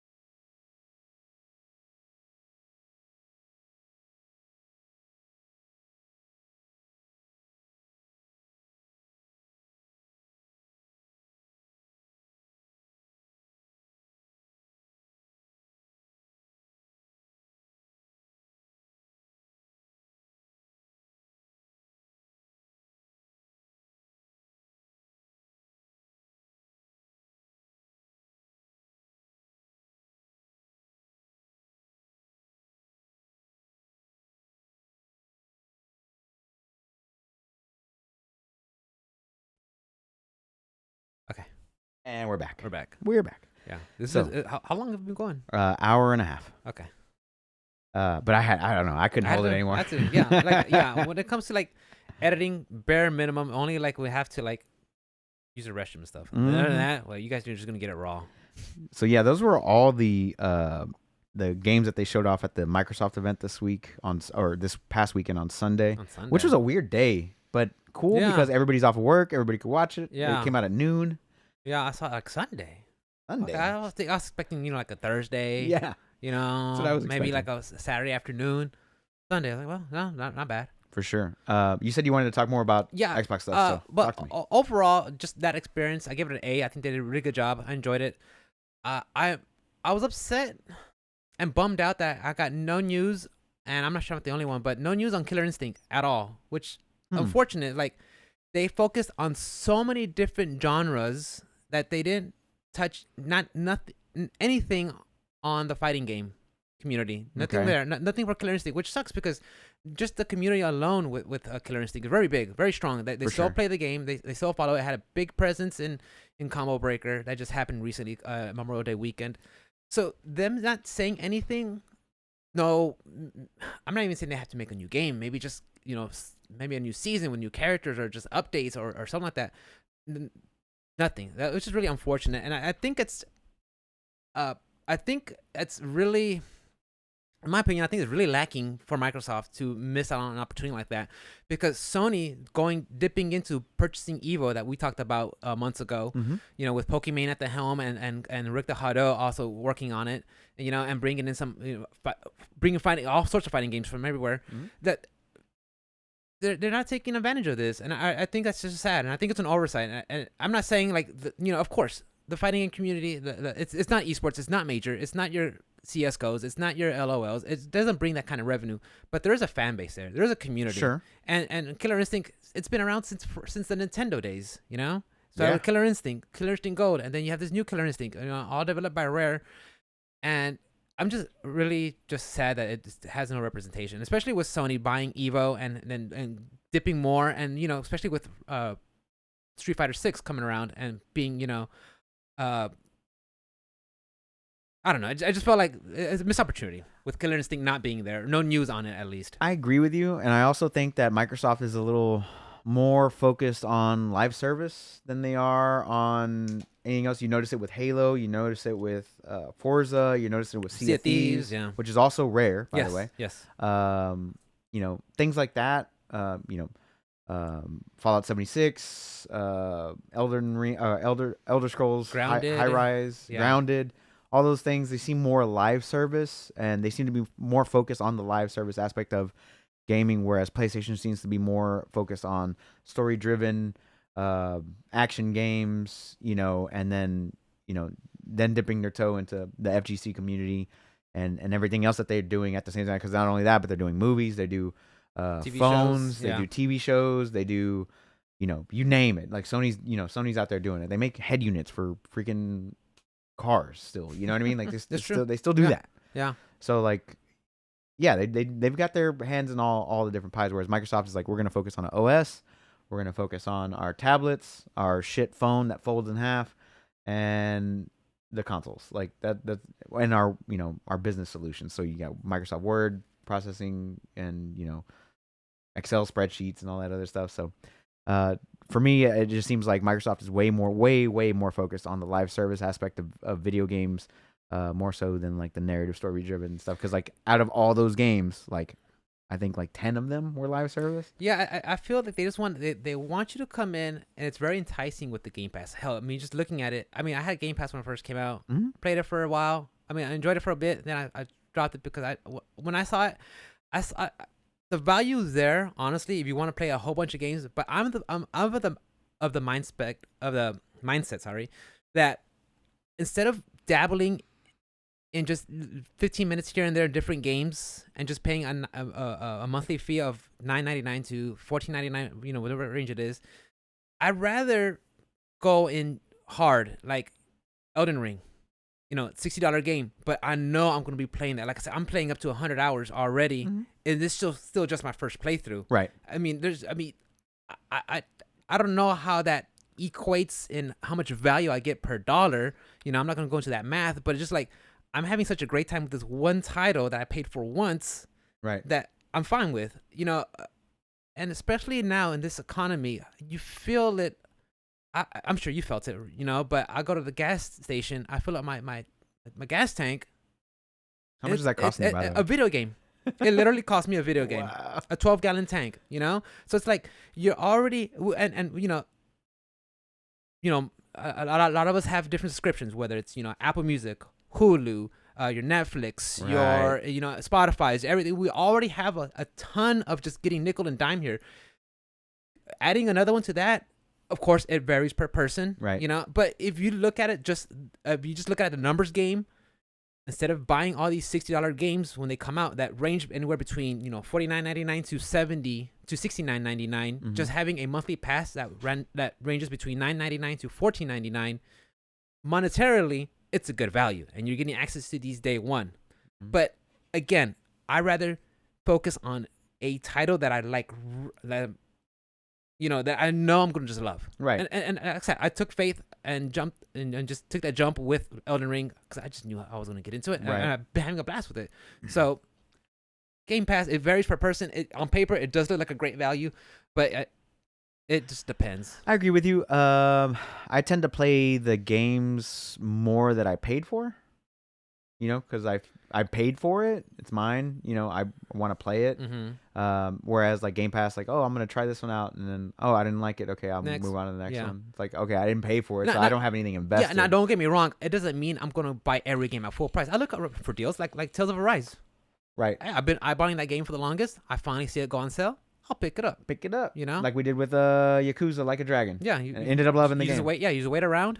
Find on sale, cool, great. That doesn't mean I want to pay full price, but at the same time, I don't want to just keep getting nickel and dime here for mediocre games. For I agree with games. For games that are just gonna be like, that wasn't for me. Next. I agree with you. Yeah. So, to each their own. For sure. Did you want to bring up anything else on the game Xbox stuff before I wanted to touch a couple things? No, I think that's. I think Microsoft again. Just seeing this showcase makes me feel like stuff like E3 could make a returning. For sure. And I just loved it. I love how it was direct into the world premieres. Yeah. And the information. See, like, even if you didn't pay for Game Pass and you wanted to pick up Starfield, you could pick up Starfield for $60. You're not gonna pay for it. It'd be like, hold that subscription for like however long you're playing Starfield. Because let's say Starfield is like a 1,300-hour game or whatever it is to like fully do everything and explore everything. That type of thing. So like yeah, I would say buying that game is more beneficial to you than renting it or renting the subscription for $15 a month or $10 a month or whatever it is. If my internet goes down, can I still use Game Pass? You download the game, right? So yeah, you can. Yeah, it just depends on the game, whether it's an online game or not. Correct. Right? Yeah. Okay. That is correct. Yeah. I haven't actually tried out the PlayStation one yet. I have the ability to upgrade for like, I don't know, like $40 for yeah, like the rest came of the live year. on Monday, didn't it? Yeah. Yeah. But I haven't really tried it. I looked through the classic list and it didn't really. The only thing that really pulled me into the classic list was all the Jack and Dexters because I never got a chance to play those. I only stuck around with like Ratchet and Clank. So if I did, I would go in there just for that. Really, I would pay for like a month of it, just so I can like get through those games and be like, okay, I did that. Hopefully, Naughty Dog or Insomniac or whoever it is makes, another Jack and Dexter eventually. But you had been bringing up Elden Ring a lot. Did you try out You haven't tried out the new patch that came out this week? No. Last time I played it was Saturday, so it's patch 1.05, I think. Correct. 05? Yeah. Did you read any of the patch notes? I think they added a marker to find where the star fell after you defeat Radon, and I think some various bug fixes. Yeah, there were some bug fixes in there. There was 2 big changes, quality of life changes that I really, really wanted to see in that game. And they both came in. Number 1 is you can quit directly to the desktop now. Yes, that's a good one. Yeah, that's something you don't think about it because before, like, you quit and like, where's my monitor at? Where's my screen? Yeah. And then okay, here's your game. Yeah. And then it's bright white Bandai. Oh, my eyes. Yeah. Biggest quality of life change for sure. Quitting to desktop. I mean, it's 2022, guys. And it gets mad at you if you Alt F4 out of the game. It's the game. Hey, don't do that. Yeah, I got my internet went out and then shut down the game. you didn't save right. You didn't exit the game properly because it got corrupted. Like, hey, motherfucker. It wasn't my fault. Yeah. But yeah, that was the biggest quality of life change. And the second one was your bell bearings that you accrued through your initial playthrough for the vendor and the round table hold transfer over to New Game Plus. Oh. They didn't do so before. Good. So that's a big change. Like people would sit in regular game and like farm out runes just to buy a bunch of the resources that you would need whenever you could go to the New Game Plus and make more runes. Okay. I did move on to New Game 2 or New Journey 2 Oh, yeah? on my Holy Crusader Paladin build. Nice. And I cleared out the Scion like 2 hits. Stupid easy. What's the Scion? The grafted Scion at the beginning of the game that kills you. Yeah. And then the Tree Sentinel, which was a little bit more difficult. I was like, oh, okay, all right, I see it. And I was just like running through the little side dungeons in the opening area. I was like, all right, I want to do the New Game Plus. Nice. But like I heard like once you get past like 4, it's like 1 hit and you're done. Like good luck. Like, you got to get good, bro. Nice. So yeah, the quitting the desktop thing to me was just such a big change. Like I don't have to spend an extra 3 minutes just to get back to the title screen to tell me that I'm online so I can quit out of the game. Yeah. Thank you. And again, I love hate Twitter, but I heard announcements about 1.05 and them adding a map marker for where the Starfall, where the Star falls. Find it though. Yeah. And then people are saying, it's just holding your hand now, just pandering to the casual. I'm like, it's just an icon. Yeah. And then again, before at the release of Elden Ring, they're like, they need to have a pause button, and people are like, no, you shouldn't, because that takes away from the game. And I get both sides of it, but at the same time, like, get a pause and Sekiro. So don't tell me this is just from software games, right? You could stop, go through your inventory and do stuff, because I've done it. Right. I've done it. So don't say having a pause button is gonna ruin the experience. Right. It's fine. Which it's fine. One of the changes that I did like that might have been like a holding your hand feature was like showing where all the NPCs were. Oh, yeah. I love that because like the quests were just all over. The world's so big. You have to add that. So I was like, yeah, I'm all for that. I don't see that as hand holding at all. I find that just making convenient. Yeah. Because look, let's face the facts. If that wasn't there, you're gonna go to freaking Elden Ring wiki and then look it up. Extra life. Yeah. Let's find that. Yeah. Do you want to talk about Square Enix or do you want to go into Capcom? I didn't watch either or, so we could go in. Yeah, whatever. Okay, so the biggest 2 things from the Square Enix thing, which was really relatively short, was the Final Fantasy VII Remake Part 2 is going to be out next winter on next gen console, PS5, not current Xbox. gen. Oh yes, I'm sorry, current gen. And then also Final Fantasy VII Remake Intergrad came out on Steam yesterday. Yes. Yesterday. Yeah, I saw that. So that one released on Steam, and it's fully Steam Deck playable. Steam Deck ready. Steam Deck ready. Nice. So that's out. And then of course, what was the other game I was telling you earlier? Crisis Core. Crisis Core. Thank you. The remaster, if I remember correctly. I've never played Crisis Core. I think it was like in Japan only. Yeah. The hardcore fans, don't get mad at me. Don't at me. I don't care. But as for the port of Final Fantasy VII going to Steam, how much does that port vary from the Epic Game Store version? It doesn't. It's one for one, same thing, yeah? Yeah. Okay. Just running on Steam instead of Epic. Okay. So if you didn't want to spend your money on Epic, which people are allowed not to do. Yeah, and you have options. And plus, like, if I was to purchase the game on PC, where's the majority of my games at? They're on Steam. And I also have a Steam Deck, which it would be nice to play that game in handheld. Same here. From, you know what I mean? From bed. Like, it's awesome. You know what I mean?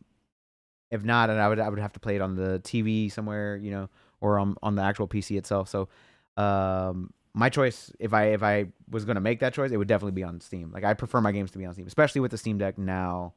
Like as big of a game catalog as it was, because whenever I first got my Steam Deck, it was like 40 games were like that I owned out of 400. So 10% were ready, like Steam Deck ready. Now it's up to like 150, and it just keeps on growing and growing. Yeah. So, like Persona 4 wasn't Steam Deck ready. The video codec wouldn't translate into Linux. Really? So they had to update Persona 4, and now it's fully playable on Steam Deck. So now you can play it in handheld mode with your Steam Deck, which is exactly what you wanted, right? Yeah. I mean, there. There's one on my Switch.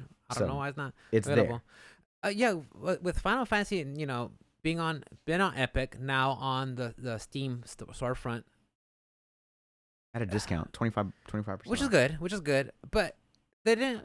I think we talked about it kind of before, where they didn't really add anything on the PC side version, like any like extensive graphic modifications. Can you change on there? Or with Integrate, they just basically transferred all that stuff over from PS5 to PC. So like the ray tracing, the the little graphical things or whatever, they did add those in, but nothing. And it wasn't like Final Fantasy 15 compared to PC to Xbox or whatever. Okay.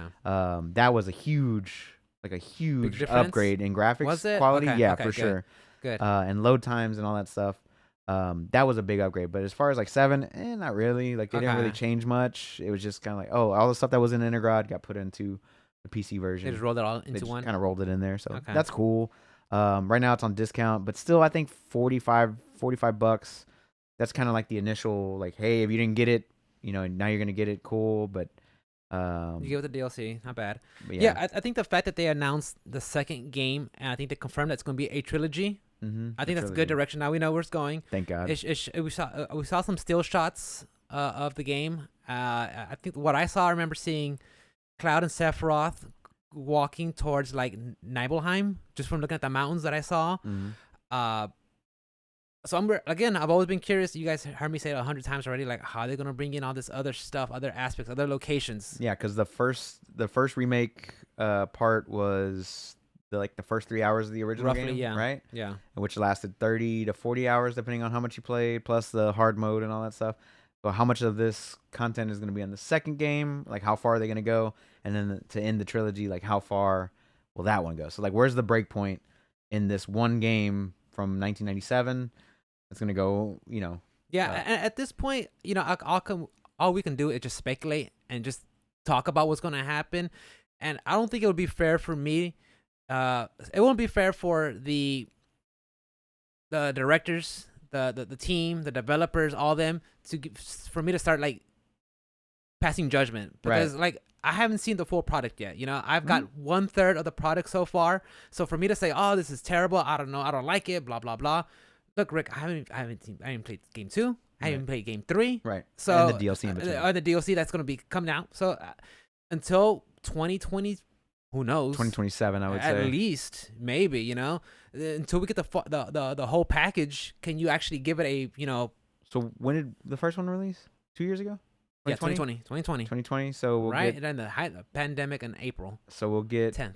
We'll get the next one in 2023, and then let's say 2026, maybe 2027 at the latest, early 2027. Maybe, yeah. If it follows the same type of time structure. Maybe they might do it faster. Maybe faster because they'll maybe have some assets already. Maybe they have the engine kind of smoothed out. Right. And then maybe just got to plug and play. Yeah.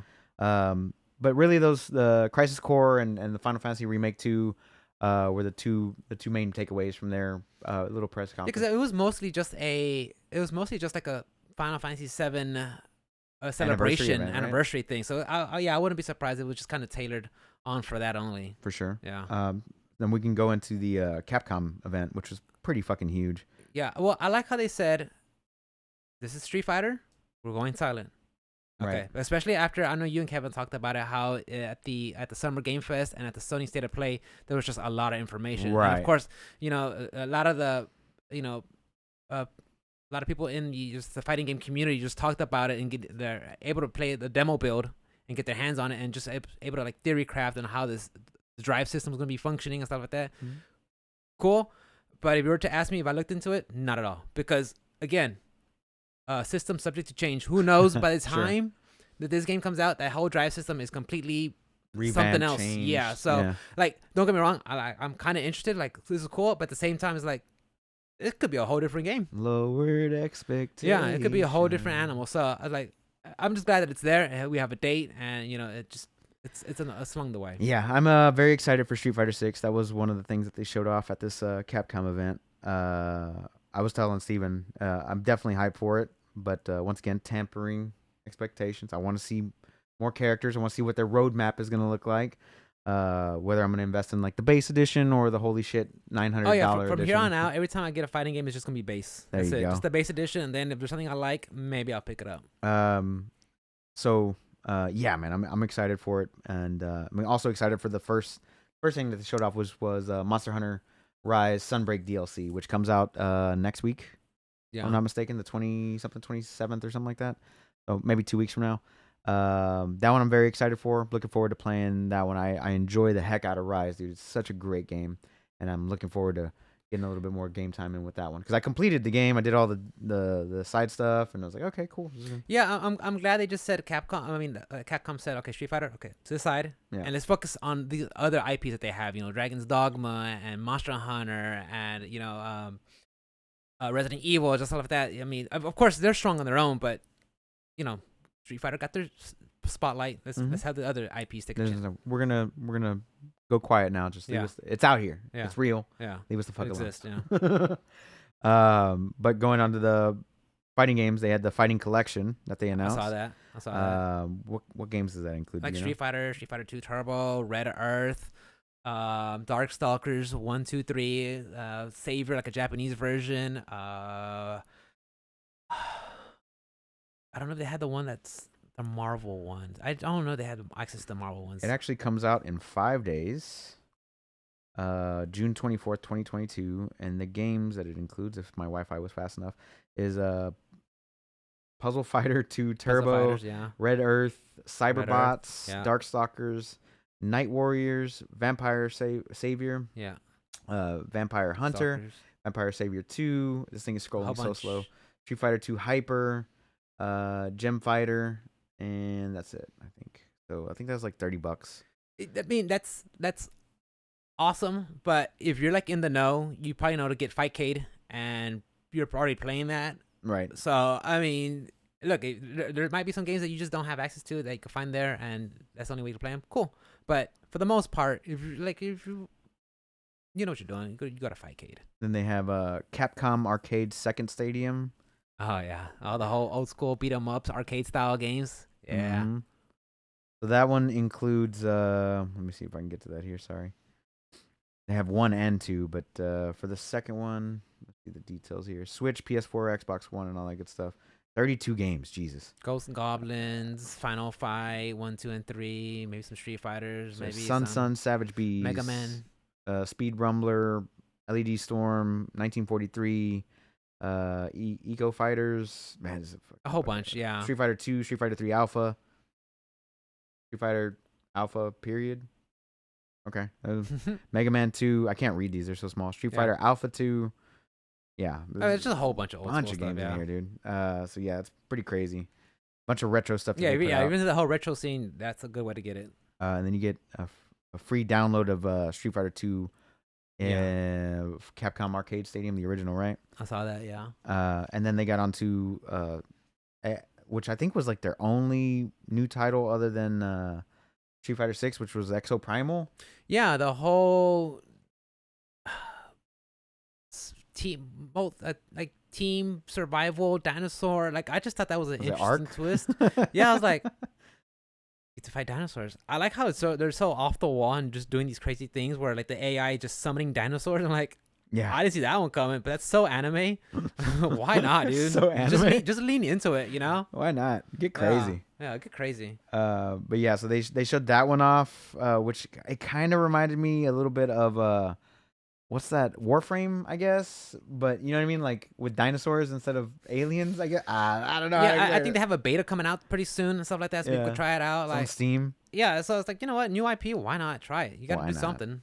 And then the Dragon Dogmas crowd just hit the F button. Yeah, I never played the game, but I was like, I'm kind of hyped for it. I don't know why, but I want to play this. So they did a 10th anniversary event where they showed off this basically a thank you video, and then that was it. It was like, and then like the next day, I think they did a trailer for Dragon Dogma 2. It was like wasn't even a part of the conference. Really? For something. Yeah, I think they had like their own day or something like that. They had their own little thing on the side. I was just like, oh, okay. You didn't roll that together, yeah. It's like you could have put them together, right?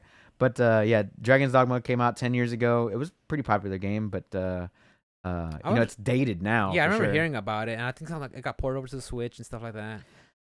And then for me, the biggest announcements on the Capcom event, other than Street Fighter 6, was the Resident Evil Village Gold Edition, right? And then they had Resident Evil 4 Remake, And then with those two announcements, they did a free next-gen upgrade of Resident Evil 7, Resident Evil 2 Remake, and Resident Evil 3 Remake, which was music to my ears. Pretty good. Dude. That's freaking dope. 100%. I did play a little bit of Resident Evil 7 on the PC with ray tracing. The 3090 handled it like a champ. Nice. The shadows and everything pretty creepy. I got to the part again because I started over. Got to the part where they cut off my hand, and then Carlos was like, "Let's go play Fortnite," and I'm like, "Yes, bro." Yeah. All right. So I got to hop back on Resident Evil because I want to play through that. I want to play through Village. You should play the 7. I really enjoyed it. It revitalized my interest in the whole franchise. So my plan is this week to play through 7. It shouldn't take me too long, right? Like 8 hours. Yeah, Shouldn't roughly. take me too long. So I do want to go through that, and I want to pick up 7 if it's still on sale, or it might be 8. on Game Pass. I don't Yeah. know. But yeah. So that was like the Capcom event. I'm excited for Resident Evil 4. I want to play it. I never played any versions of it. Really? I've always seen like my friends play it. I'd see her watch, I'm like, oh, this is cool. But Resident Evil 4, I've heard so many good things about it being the Resident Evil game to play. I like get a chance to try it out. Maybe I might be doing myself an injustice by not playing the original one, but it's fine. Yeah. I'll be okay. I want to try this out as much.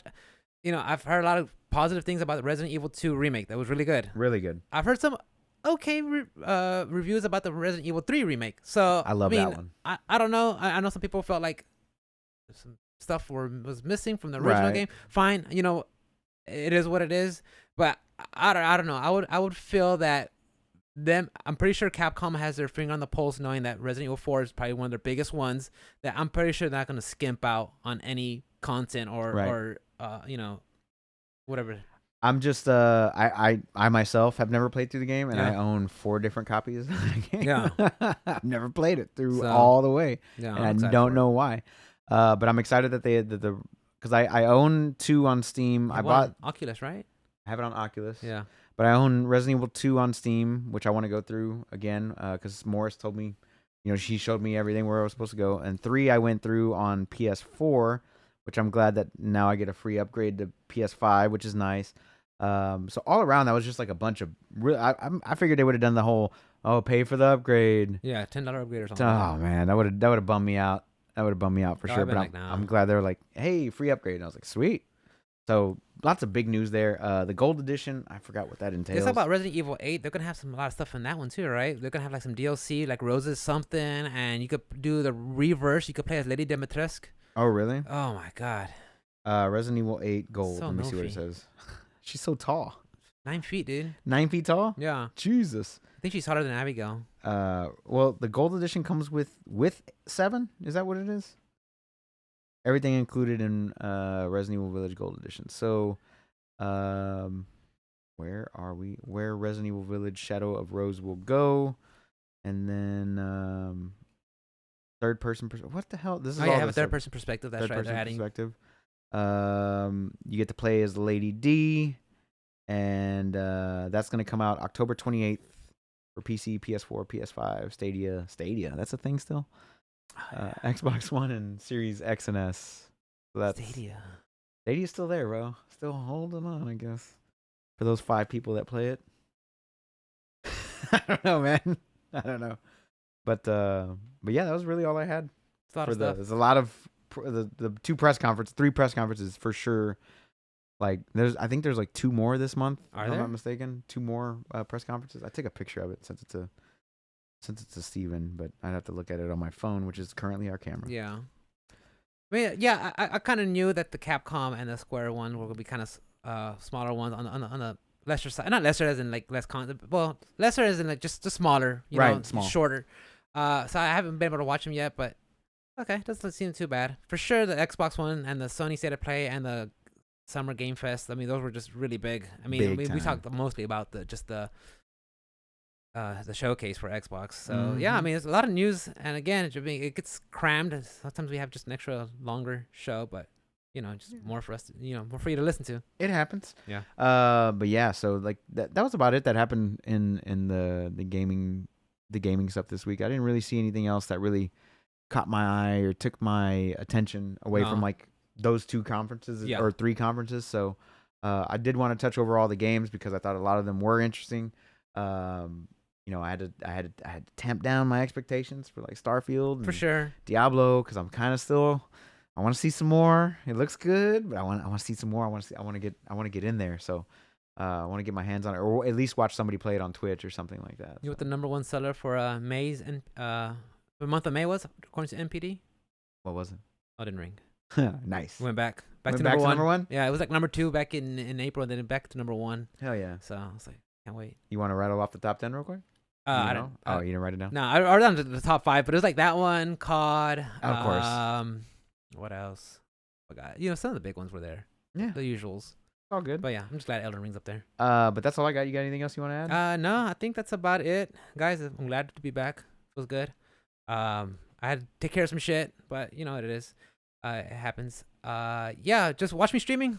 Always _ Rick with a 1. There it is. I love streaming. I love hanging out, been goofing off, trying different fighting games. DNF is still up in the air. I'll probably like have one of the boys buy it and then just like download it in Steam or whatever and just check it out from their account or something. But yeah, man, I love streaming, hanging out, being silly, goofing off. So make sure you just drop by, say hello, chit chat, and say what's up. Yeah. As always, guys, you can catch me on all things social media at @OS_onslaught. We love every single one of you guys, man. We appreciate you. Glad that Rick is back hanging out with me. Thank you, Kevin. On that right hand side. Thank you, Kevin, for hanging out and riding shotgun with me while we did this damn thing. So other than that, man, we hope that you're happy, healthy, yeah, taking care and all that stuff. Yeah, so. Make time for mental health, man. Take care of yourself, man. Don't be like me. Don't take that shit home. Relax, chill. Escape. For sure. Enjoy the happiness, man. Because you never know. It could always be worse. So That's right. Just take care of yourself, guys. For real. One step at a time. One day at a time. You'll make it. We'll make it. We'll hang out next Friday, next Saturday, and we'll do it all over again. We love y'all, and we ain't going anywhere. Damn right. We'll see you guys next week. Peace out. Bye, guys.